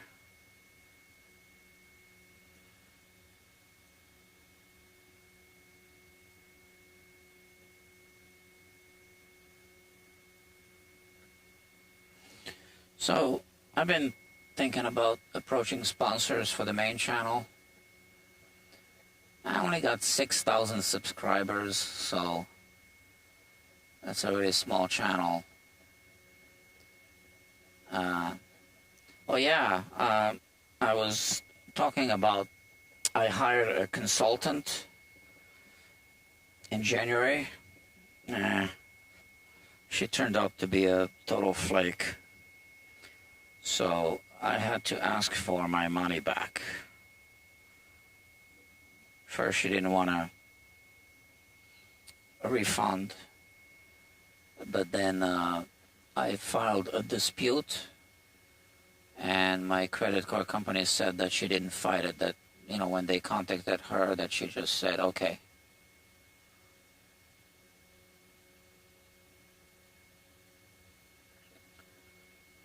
So she, I don't know if I mentioned the price, but it was $3,000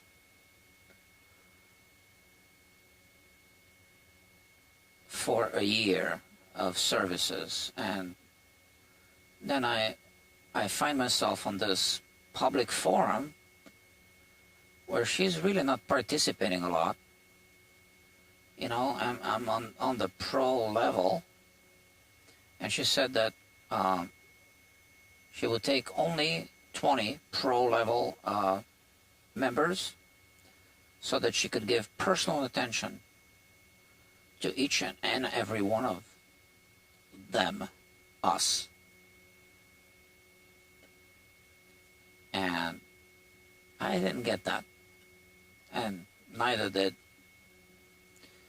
most of the other people. Or, you know, I kind of got a little bit of personal attention.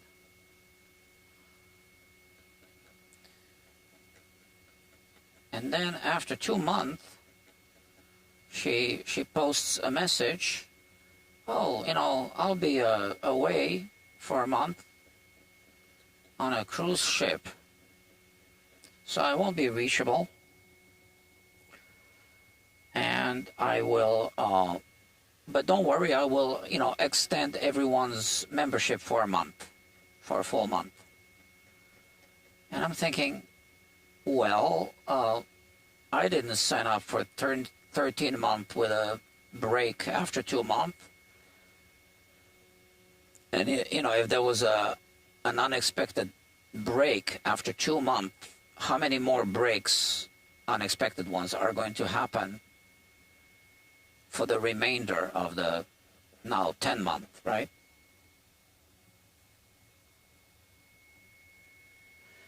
Or technically 11 months, I guess. So I didn't like that at all. But no one on that forum mentioned anything. And during that time, I was approached by a sponsor. I didn't like the sponsor anyway, potential sponsor. I'll tell you who it was in a minute. So, you know, so I know she's away. I send a message anyway, you know, because, I don't know, I mean, I paid, right? So I say, you know, so now this is what I signed up for, you know. You have experience negotiating things with sponsors, so here's the thing. I didn't like the sponsor anyway, but I thought it's good practice, right, to talk to them or exchange emails with them. But, you know, she was away, so she did not respond to that. So I was doing it on my own. And I didn't hear back from that sponsor. And I wasn't expecting to hear back from them. And I'll explain why not. But the point was, she was not available when I needed her, because she went on a cruise ship, and that was not part of the deal. So she comes back from her cruise ship, and says, oh, I'm back, you know. And then she says, oh, you know, I got over 100 messages when I was away. So I can't respond to all of them, so I'm just going to do like a blanket statement that will cover all of them somehow. I'm like, no, that's not how it works, right? That's not that personal attention that we signed up for. So I didn't like that at all. So I sent her a private message saying, listen, I am no longer going to be continuing my membership here. I decided to leave. And 3 days later, she writes back, oh, okay, I respect your decision. Before I delete your membership, did you have any more questions for me, or, Now, I intentionally didn't want to ask for a refund because I wanted to see if she's going to just offer a refund. And I thought I already knew the answer to that, and I was right. And you're thinking of the right answer. She didn't. So I wrote back 3 days later, and I said, well, to be honest, I was hoping that you would do two things. First, that you'd be curious as to why I want to leave. And second, that you would offer a refund. Maybe after you find out what I want to leave. And I told her why I wanted to leave, which I just explained to you. So, oh, you're outside of your refund period, because it's been like 3 months. And, I didn't want to go back and forth with her too much. I'm thinking 3 months, of which 1 month you were away, right? So it hasn't really been 3 months. It's been 2 months only. Because for 1 month you weren't reachable.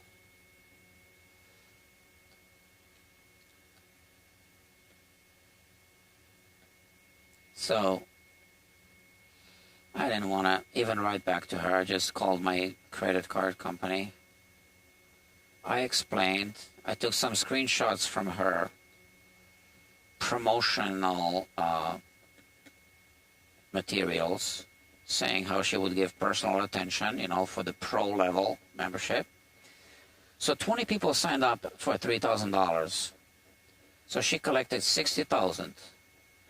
And then 2 months later, she goes on a cruise ship. So it really felt like she just took the money and went on a, nice vacation. But, did not provide the services, really. Even when she was present, she wasn't really doing much. It's like I was getting more answers from other members, and I didn't sign up to get answers from them, right?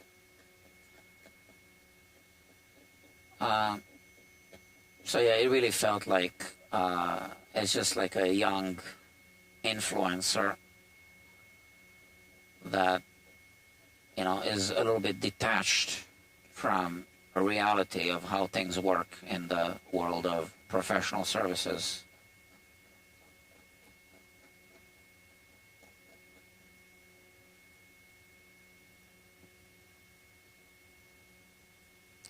And the other thing is that even during those 2 months, I didn't get any information I didn't already know even from her own channel. So if I were doing like a paid service, and I say, well, this is how I do, but I'm not going to tell you what temperature I set it at, and I'm going to tell you where to get these tools and whatever, right? I'm going to hold back some information. This is what you get when you pay. Well, okay, you pay, now you get the information. But in her case, that wasn't the case. It's like everything she was saying in the few responses that she did make wasn't revealing anything that she wasn't already saying on her own channel, YouTube channel.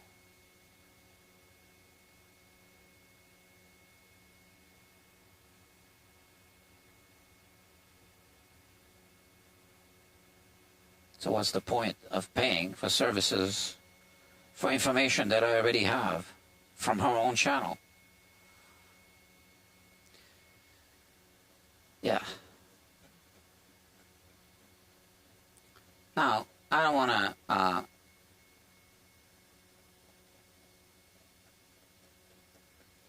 talk bad about her. I mean, first of all, I'm not talking bad. I'm just saying what happened, what actually happened.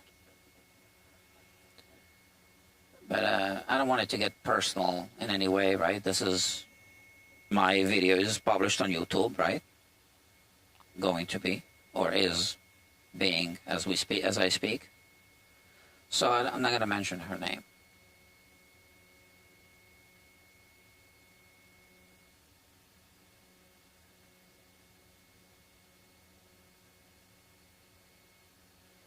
I really thought that she was going to deliver more, but she didn't. Okay, whatever. I got my money back, so.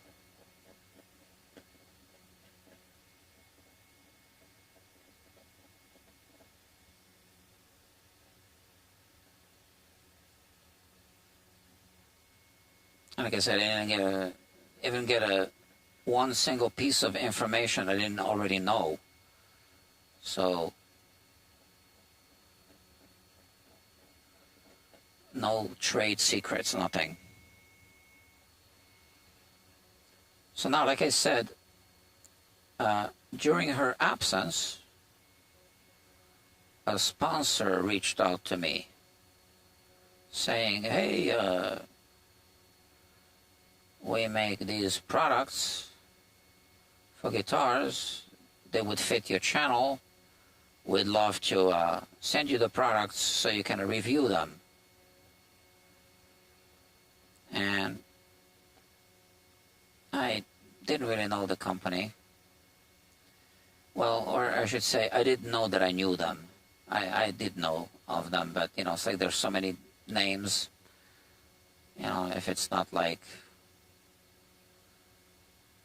a prominent name, you know, I kind of forget the name.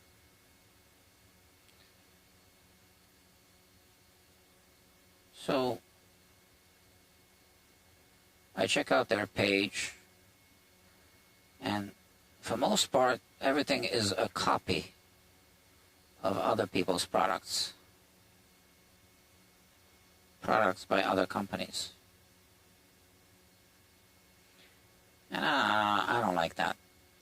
And then I check out, you know, who the other channels are that are reviewing their products. And they were, you know, smaller channels, kind of like my size, mostly.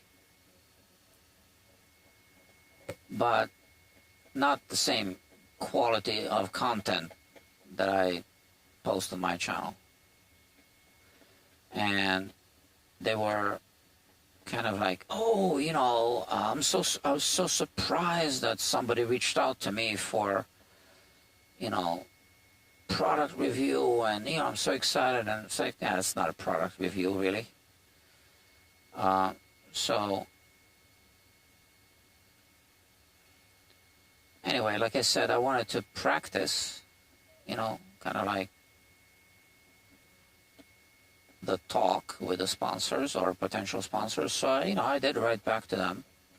Well, first of all is how I wrote back to them. So let me first tell you who it was. It was Geiker. Now, their products are, you know, very decent quality, I have to say. Now, what bothers me is they're copies of, you know, most of them are copies of other products by other companies. And there's no mention of that in their products. It doesn't say that it's licensed by or, nothing. So, do I really want to promote copycats? Nah, I don't think so.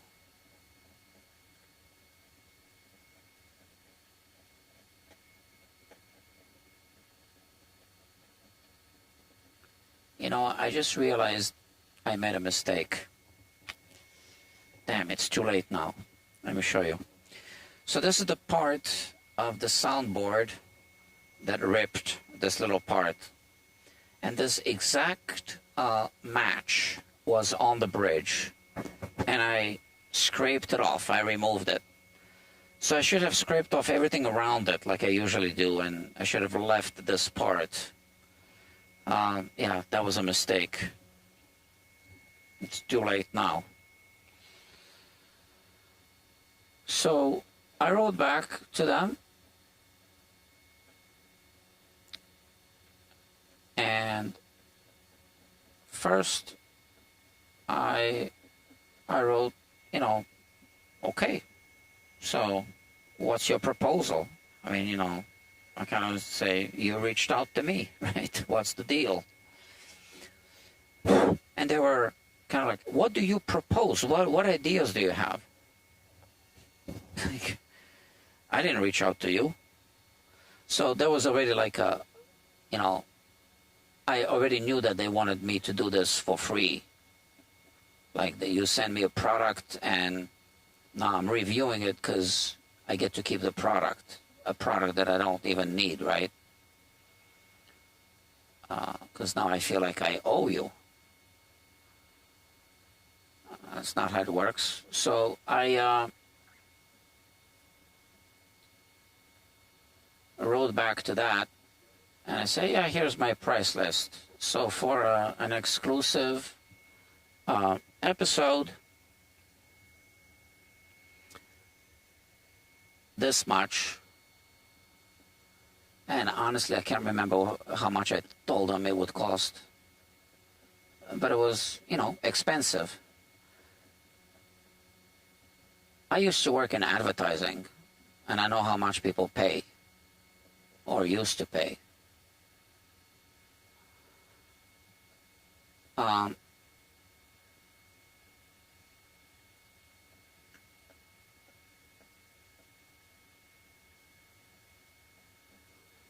So I'm not going to advertise someone's product for free or, in exchange for the product that I don't need.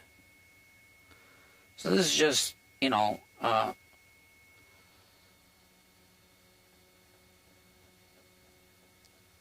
profit-oriented commercial interests. I don't need your product. Yeah, you can send it to me, and you can send a prepaid return label. And when I get the first part of the payment, I start making a recording. When I get the second part of the payment, you get to see the video, which is not visible to the public. And then when I get the third part of the payment, I make it public.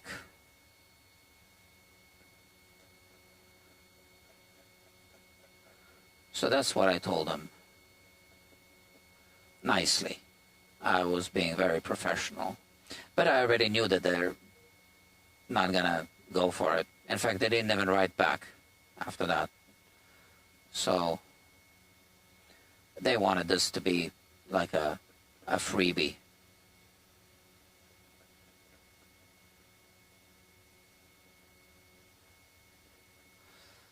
But I gave them two options, right? Either an exclusive video, this much, and it was expensive, or for much cheaper, because I did want to give them that option, I would just mention that they are sponsoring this video. and I would show links to their website. Just saying, you know, this video is sponsored by so and so, and you know, but I wouldn't be reviewing a product. I would just say check out their products on their website. And that was, you know, an affordable thing, because it was per viewer in the first 30 days they would pay.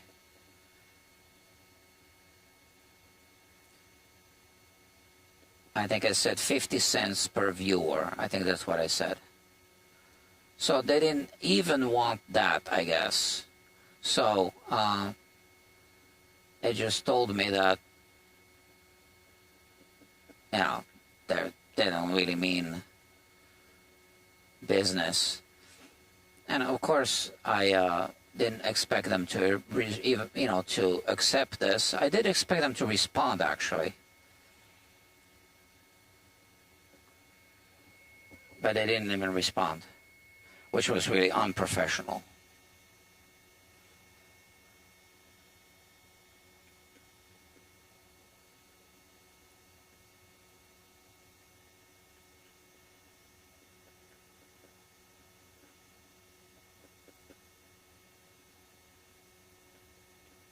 Yeah, I don't care about that company. So I bought their products before, and if I feel that a product is okay to buy, I'm just gonna mention it, non-sponsored, right?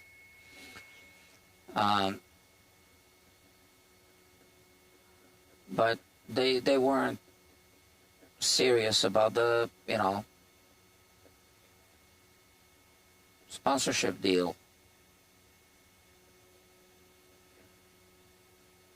They never mentioned the word sponsorship, but when you get a product like this from a manufacturer or a dealer to review, you need to check the box that says this is a sponsored video.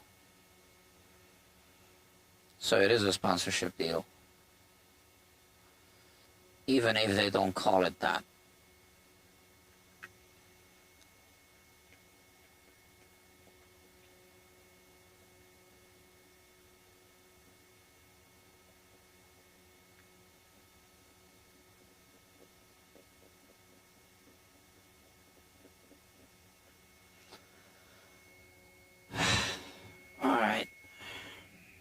We're getting there.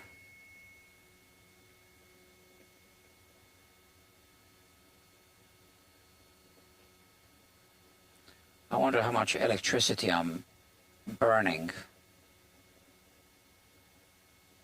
with the heat gun.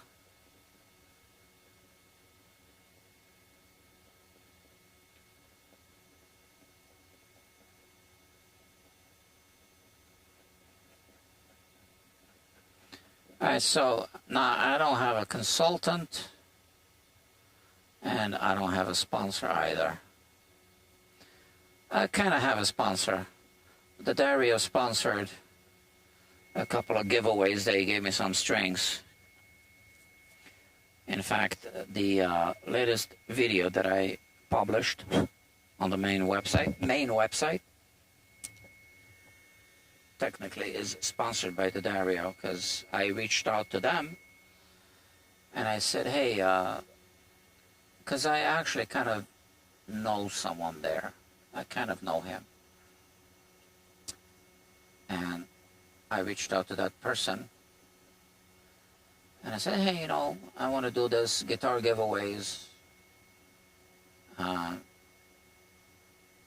And he already knows that I really love the Dario strings. So I said, you know, give me some strings and I'll you know, talk about the Dario strings.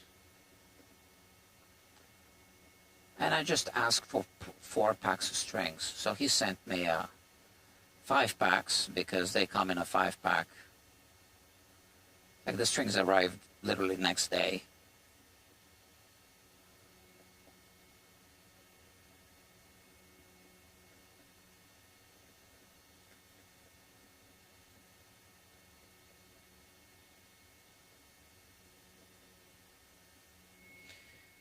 yeah, this is someone that is a high-ranking D'Addario person, and I have a good relationship with him.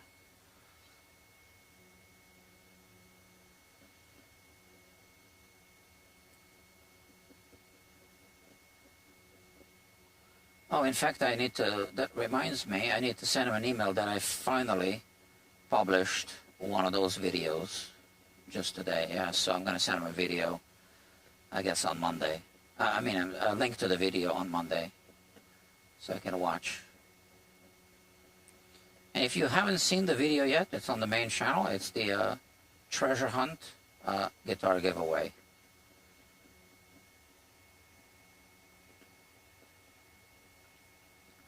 But I need to get other sponsors.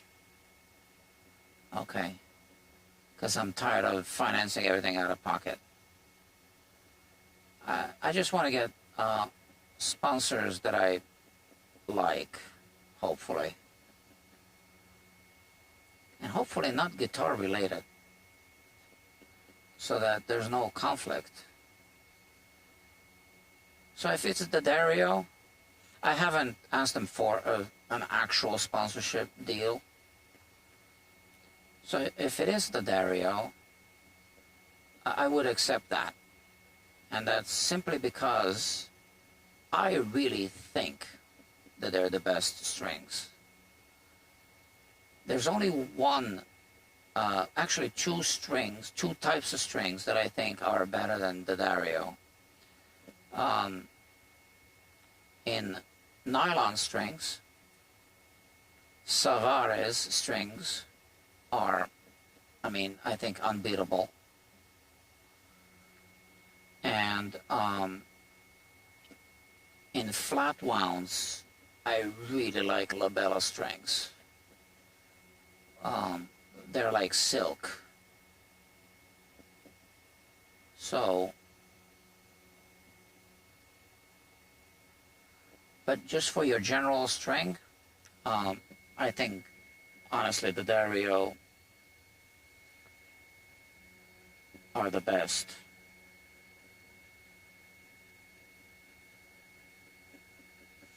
And I personally still use some non-coated strings and some coated strings.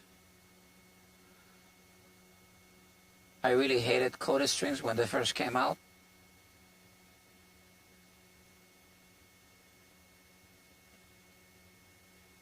Like elixirs, like those polyweb are horrible.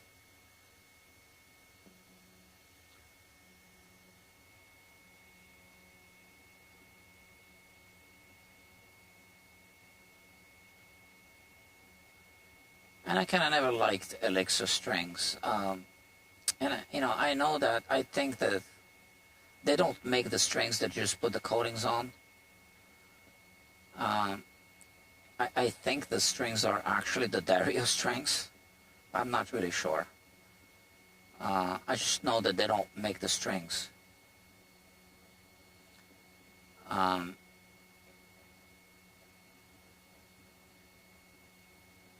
So when I first saw the polyweb, I think those were the first ones that I've seen. And then I just couldn't wrap my mind around the, then they had, what are the other called? Polyweb, not microweb, something web and OptiWeb. Yeah, I just really didn't, and it drives me crazy because each string is wrapped individually, like Ernie ball strings. So that really drives me nuts.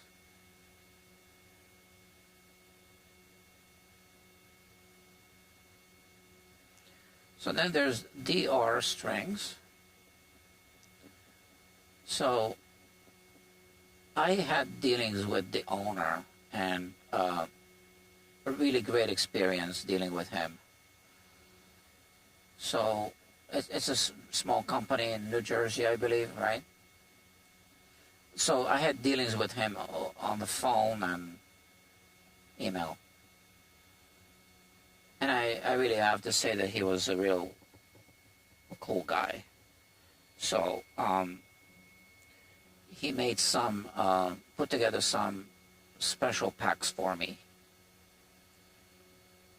And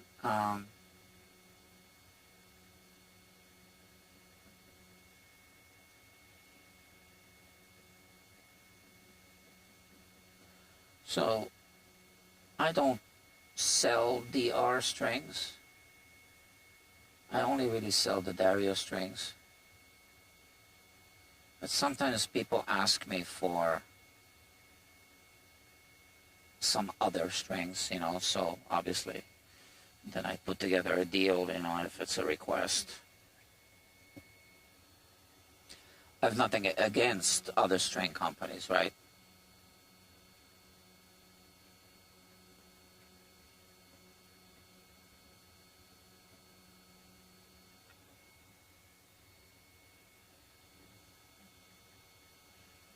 We're getting there, guys.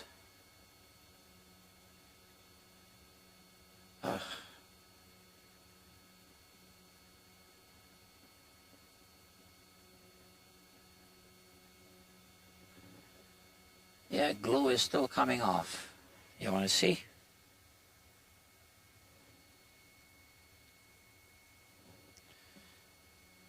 Here.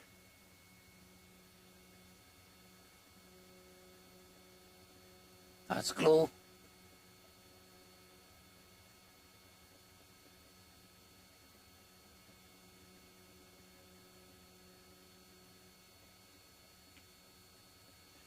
You know, like a bridge reglue always makes me nervous, right? I mean, how do you know that it's going to hold up? You don't know that it's going to hold up. So I feel I need to do my best.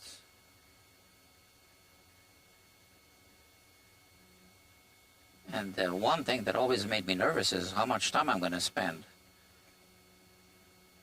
cleaning up the bridge, you know, especially the soundboard.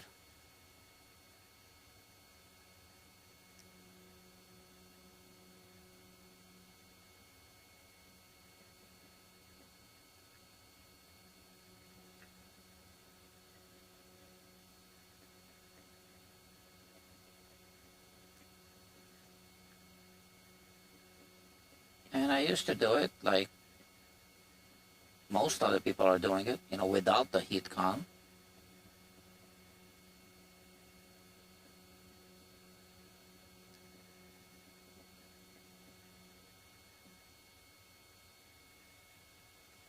See, this thing.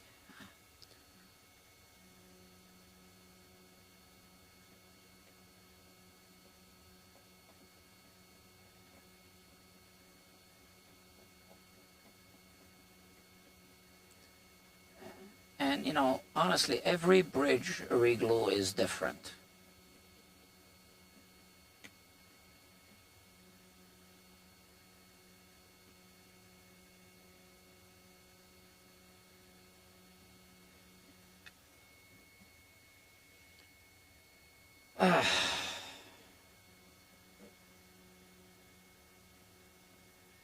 That's a little blob here of glue. Look at that.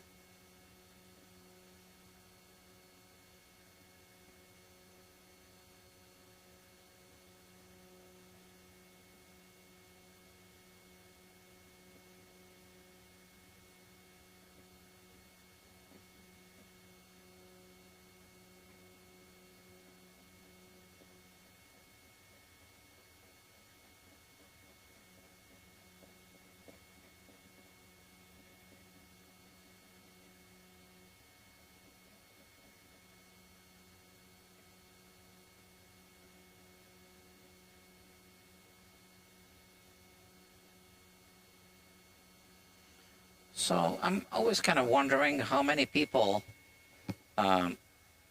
join these live streams, because it kind of shows up on YouTube and then they don't know what to make of it, and then they leave after a couple of minutes. I don't know.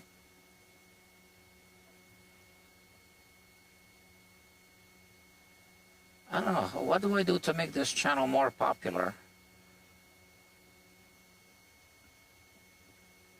I need to hire a pole dancer or something. A go-go dancer.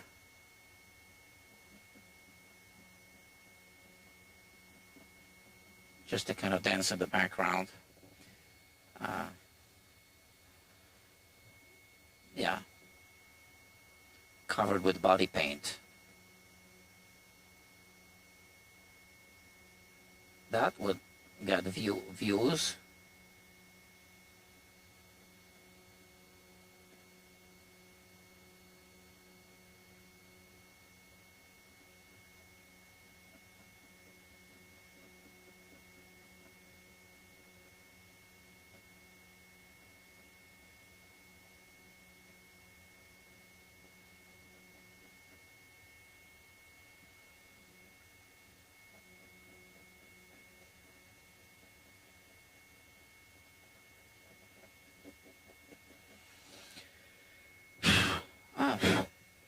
Alright.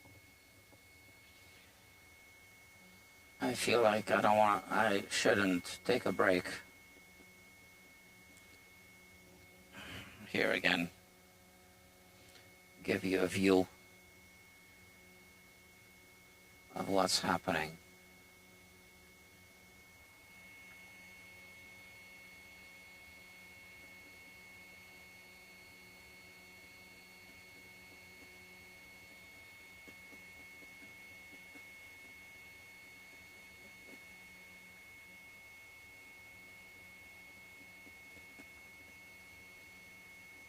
So it's not that it's not going well, it just takes forever.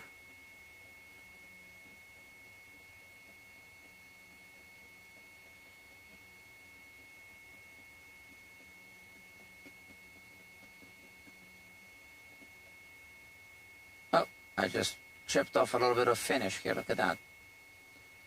Well, it is what it is. It was already chipped off a lot.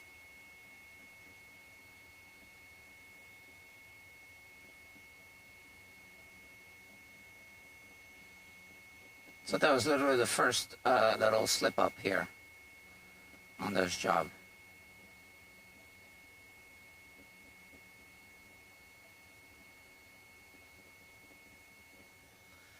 That's how it is sometimes with bridge reglues.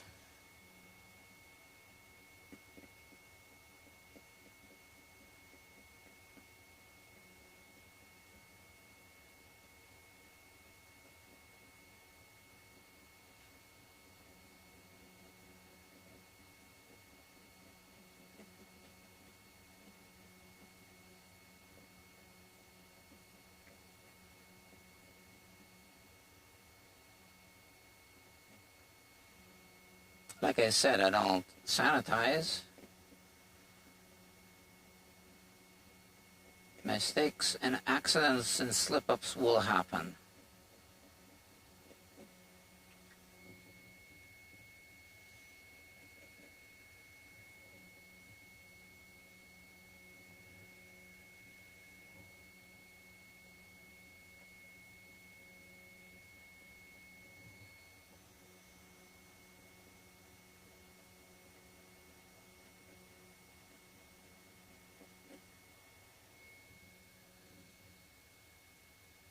So here we see this darker area, right? That's obviously an area that I still need to clean up.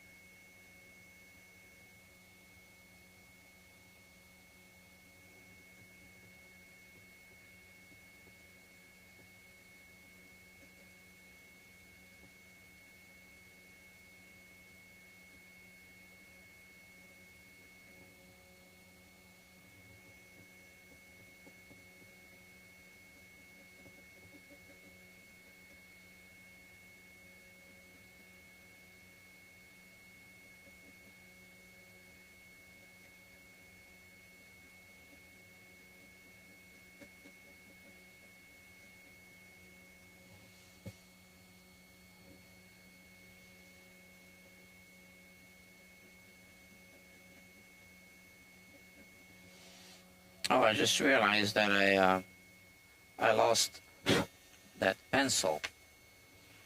So I guess I should put it back.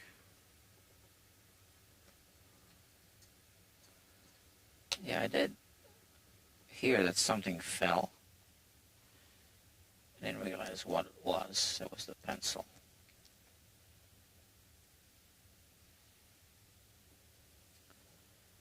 Oh, so I still have an area here.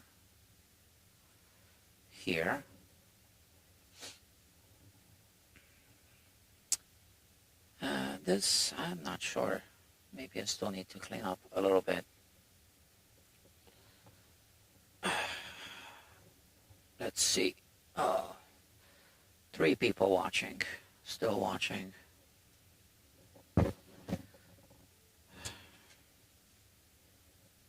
Oh, it's 2:30 a.m. Oh, man.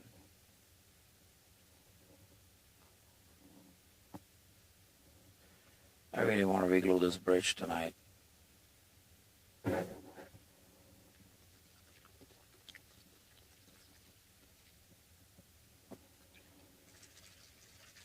little bit left.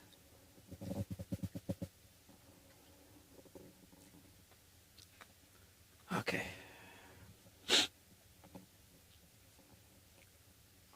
Let me see.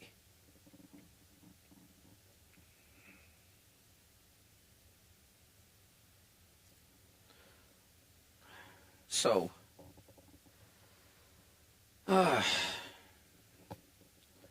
yeah, so definitely this is still an area of interest.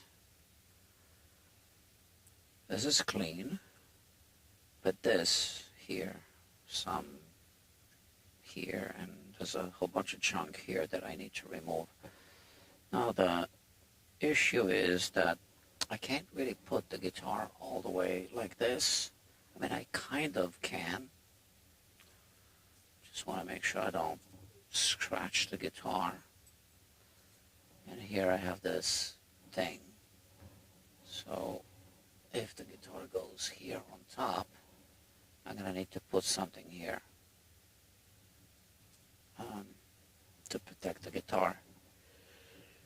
So I am going to put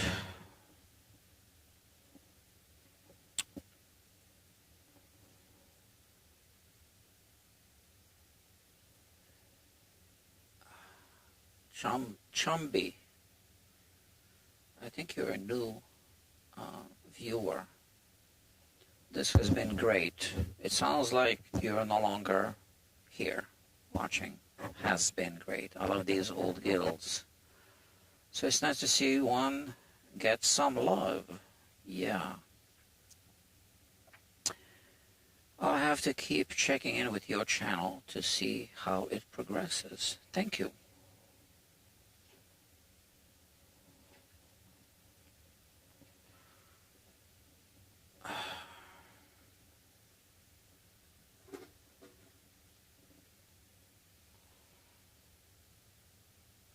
Okay. So this needs to go here. Well, that's fine.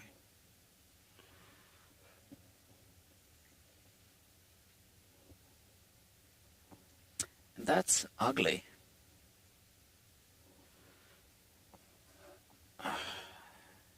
Maybe I should tackle this now. I mean, I can't avoid it. So that's ugly. And again, we have all these, so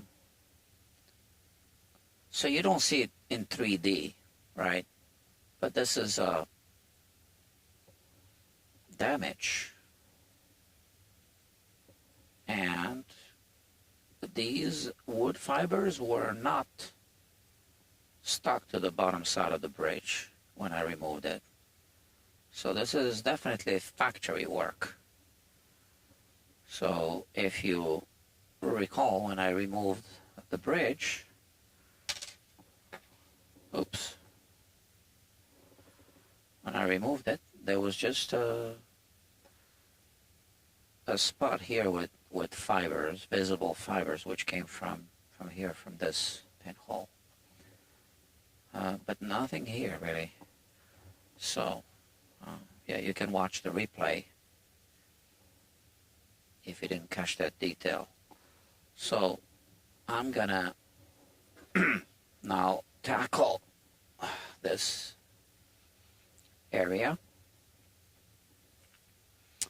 I think I still need to remove some finish here. Not sure. Let's have a look.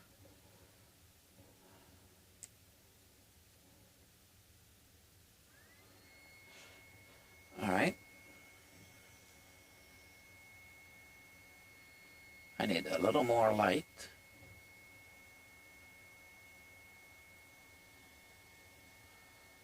I'm hitting it from a distance because I'm very close to the finish.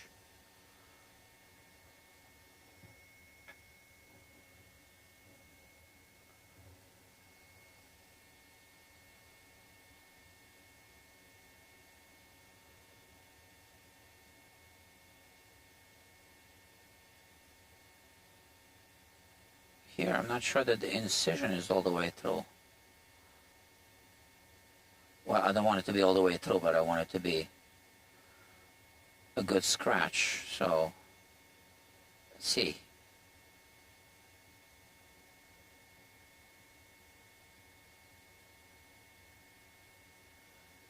All right, so that's the finish that I'm removing.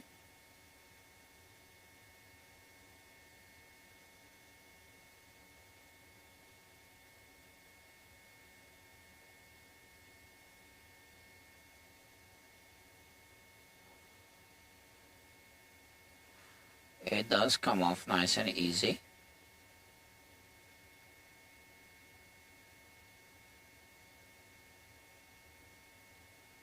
That's it.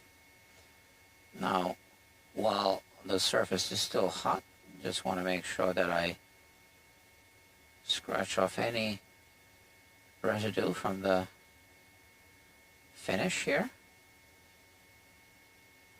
all the way to that line.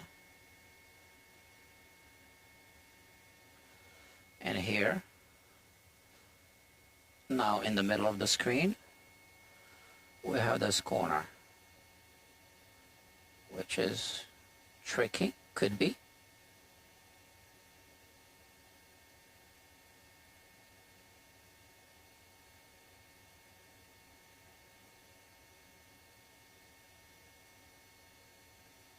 Okay. And we have this now, glue. Look at that. And here, the bottom corner, we have some finish right here. And here there's a scratch that I made.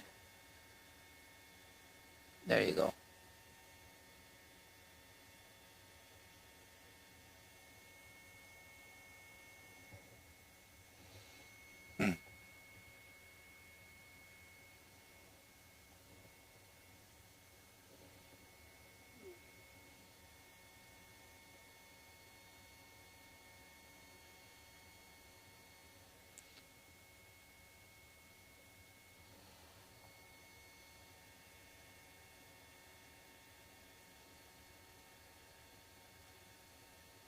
Okay.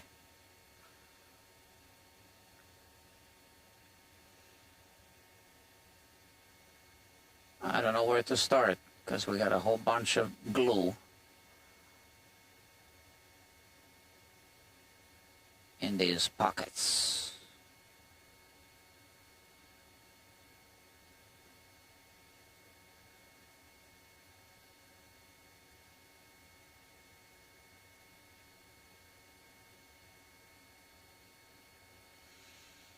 So clearly I did not rip these fibers because clearly they've been filled with glue, right?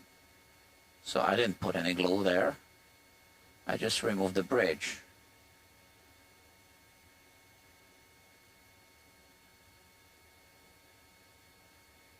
So It's not ideal. We really don't want to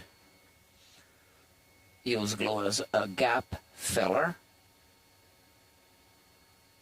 unless it's epoxy, but we're not going to use epoxy.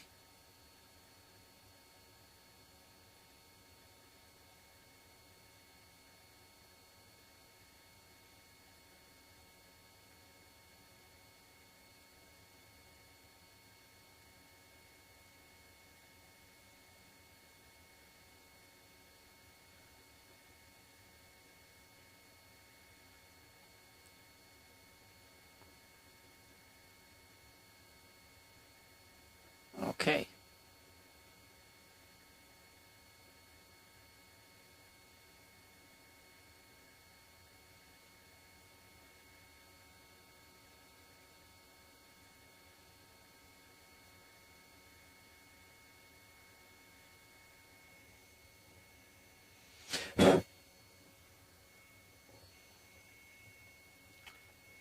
Just adjusting my blade off screen.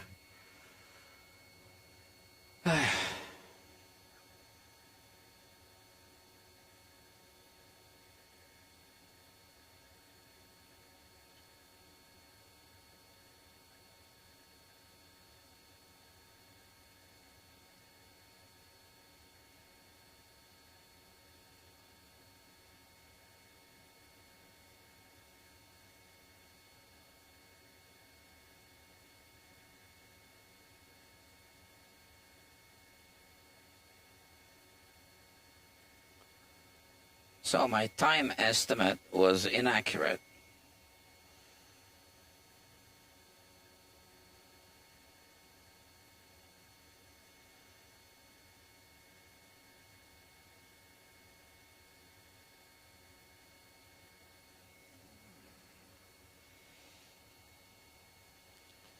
Because my time estimate was based on hope. How much I hoped, how long I hoped it would take.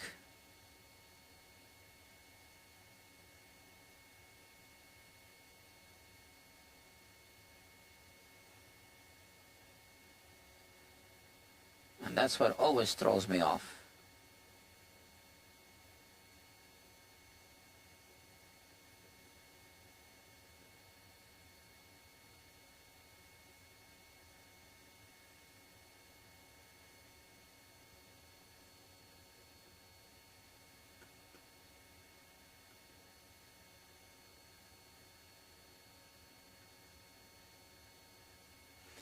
It's nice how glue just softens up and you can just pull it out.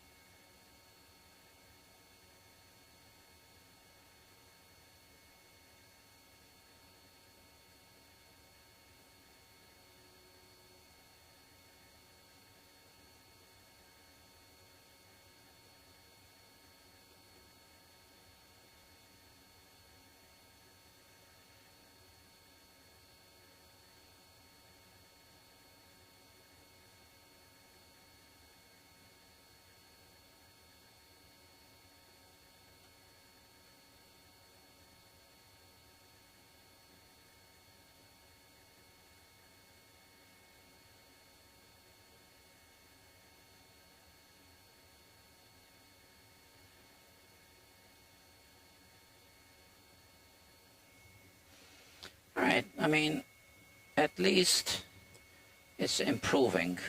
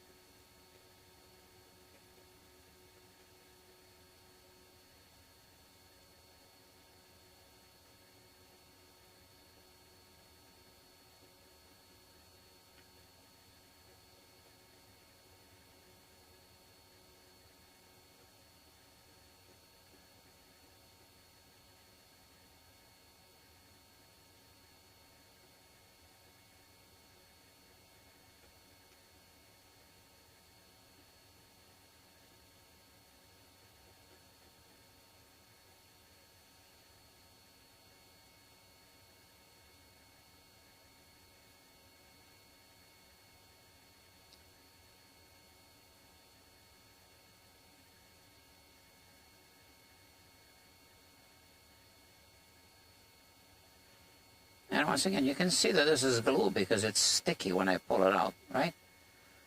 So I'm not removing anything else but glue. I mean, yeah, it does rip a few wood fibers, but that's unavoidable in this case.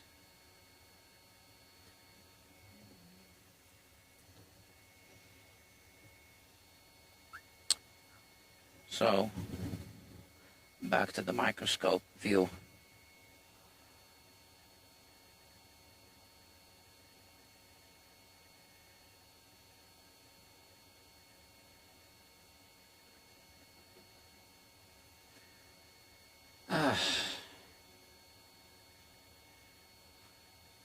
Oops.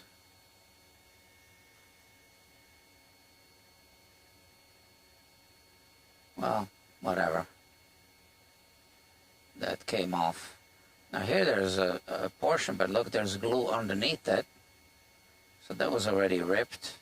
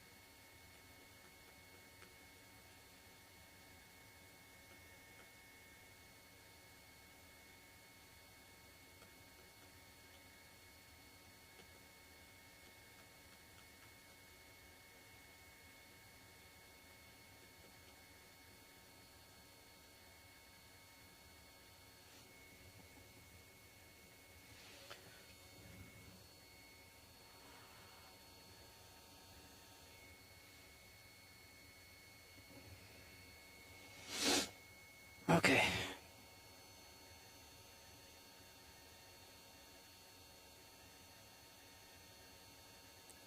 So this is like a whole blob of glue.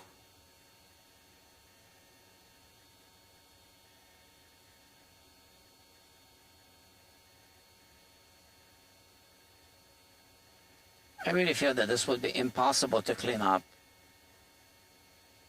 without the heat gun and this type of magnification.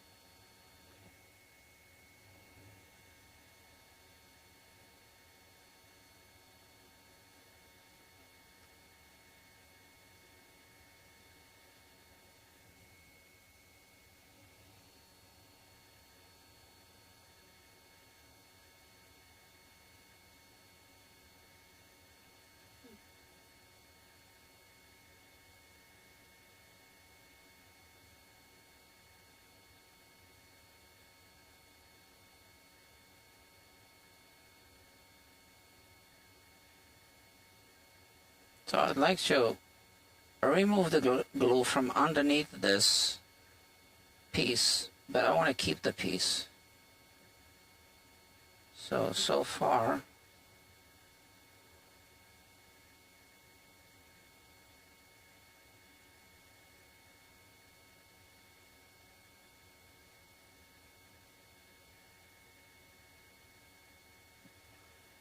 okay.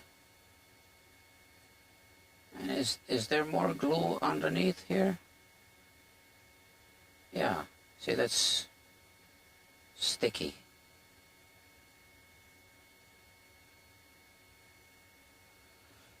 All right. And this is shiny here. So, and it's becoming gooey. So, that's glue.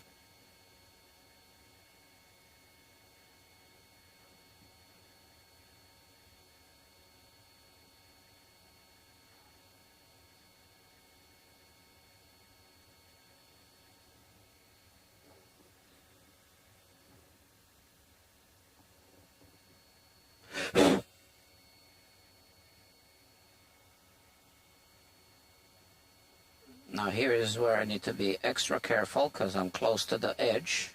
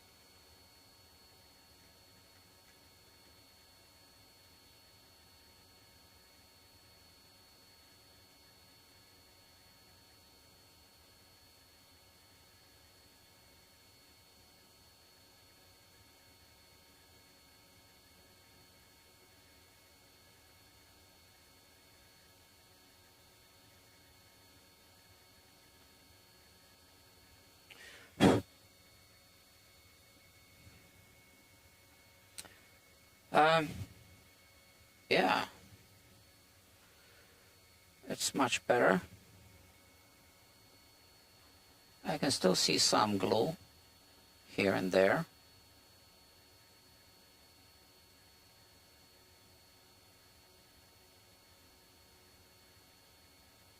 That's a blob I'm removing from here. Look at that.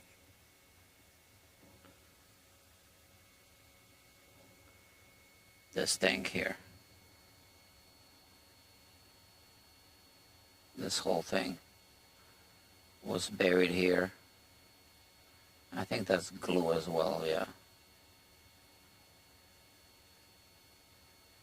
So there's these black particles buried, kind of mixed in with the glue. Look at that.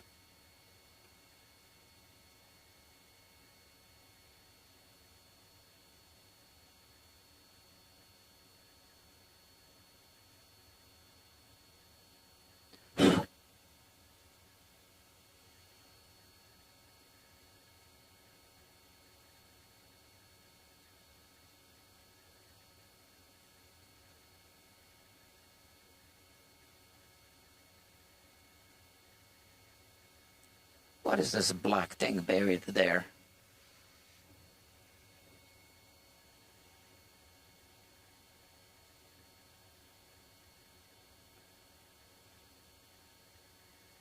So this clearly was not spruce.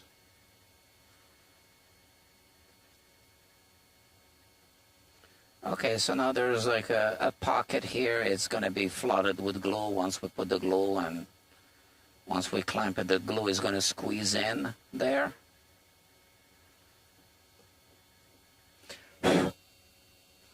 We're not going to be able to observe it, but it'll happen.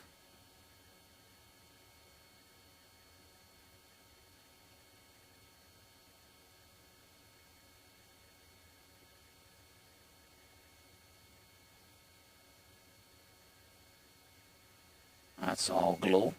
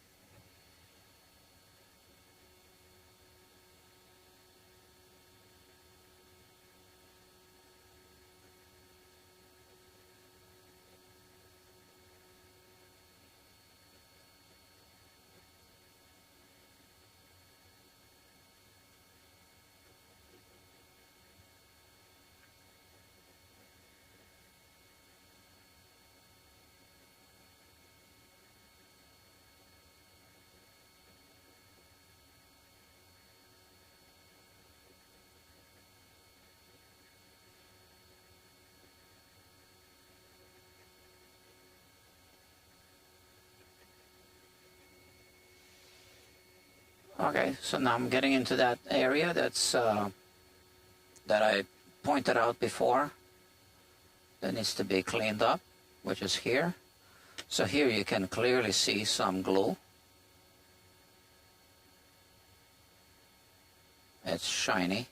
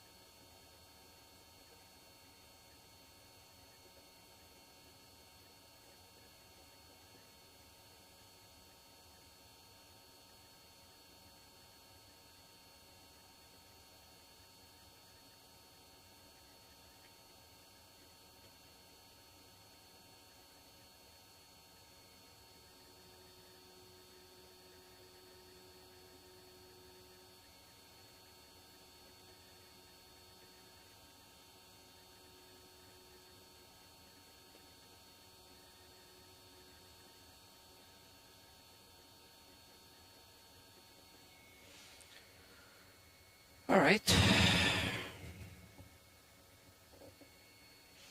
So this is the area I need to clean now.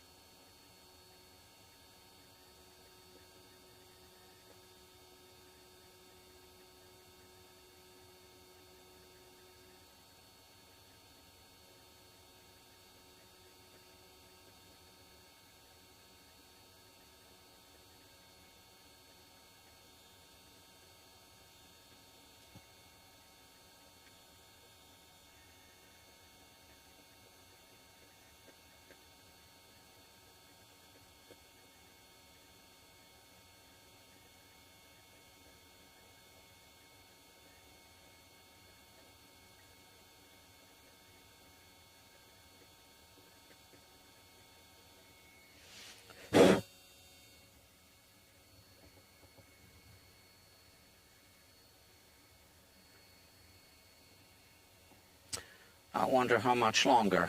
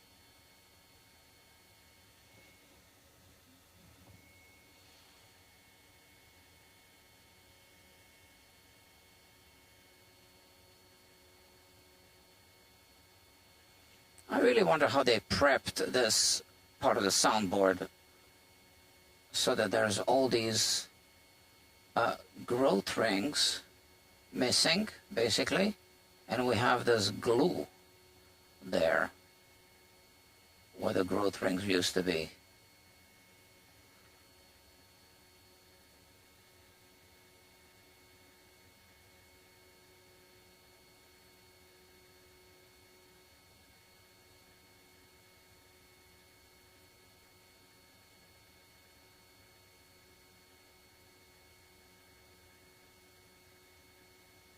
Look at that.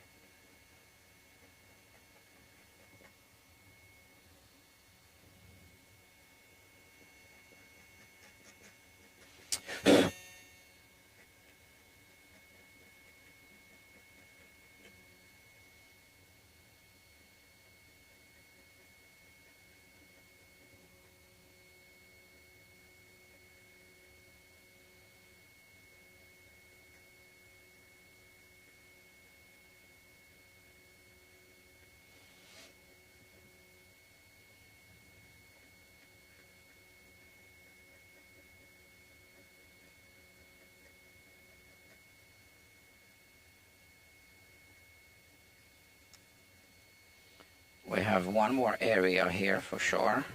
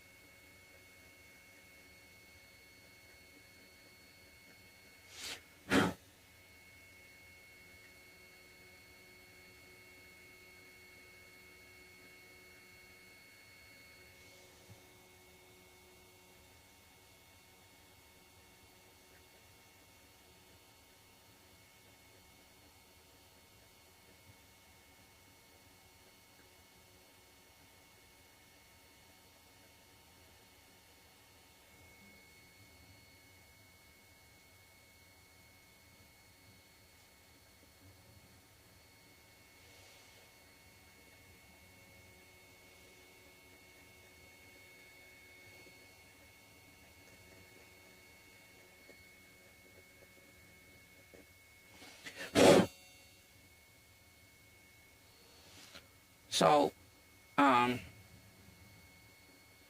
not sure if I still need to continue. Maybe here, I don't know.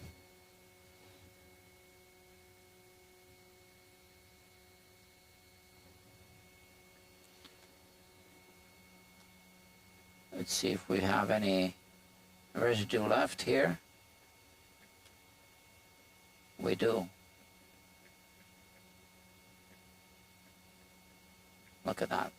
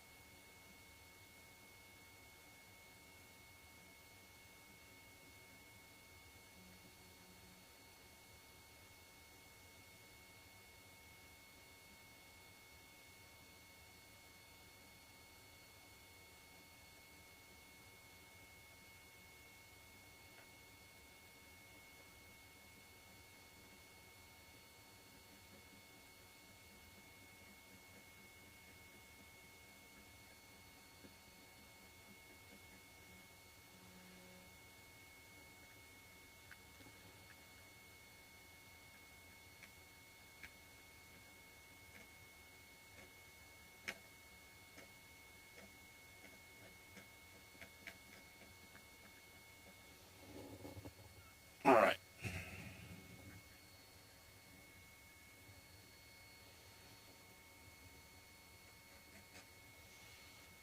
I'm just going over the same areas again, just to double check, especially the back of the bridge.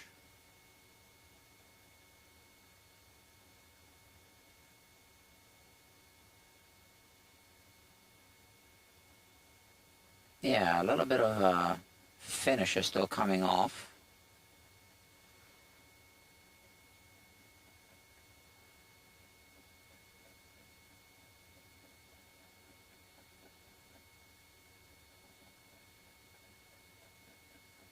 So I really, really want the glue to stick here.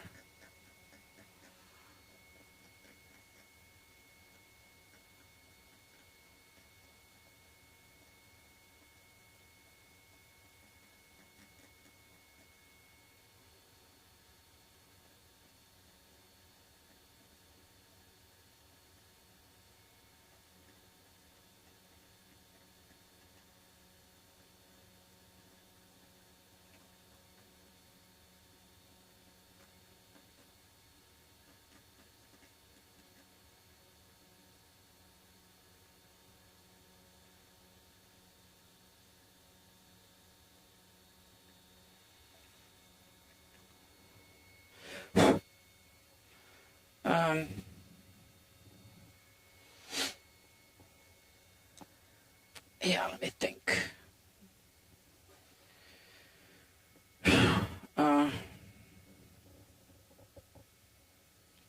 Yeah, I mean, it looks good.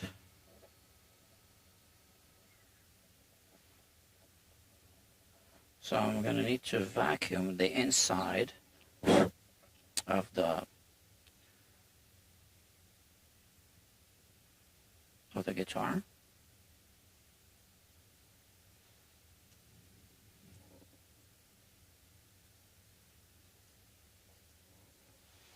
Okay, 3 hours and 20 minutes. That's a long one. And how many people? 4 people watching still. I guess you guys want me to see me reglue the bridge tonight.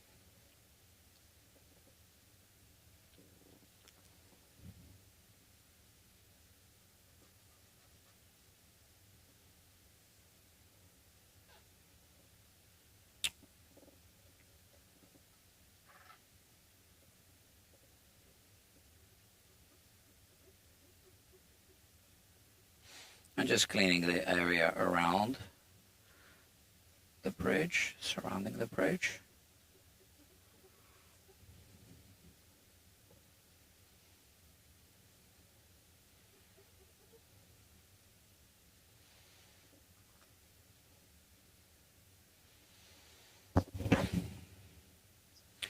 All right, let's see.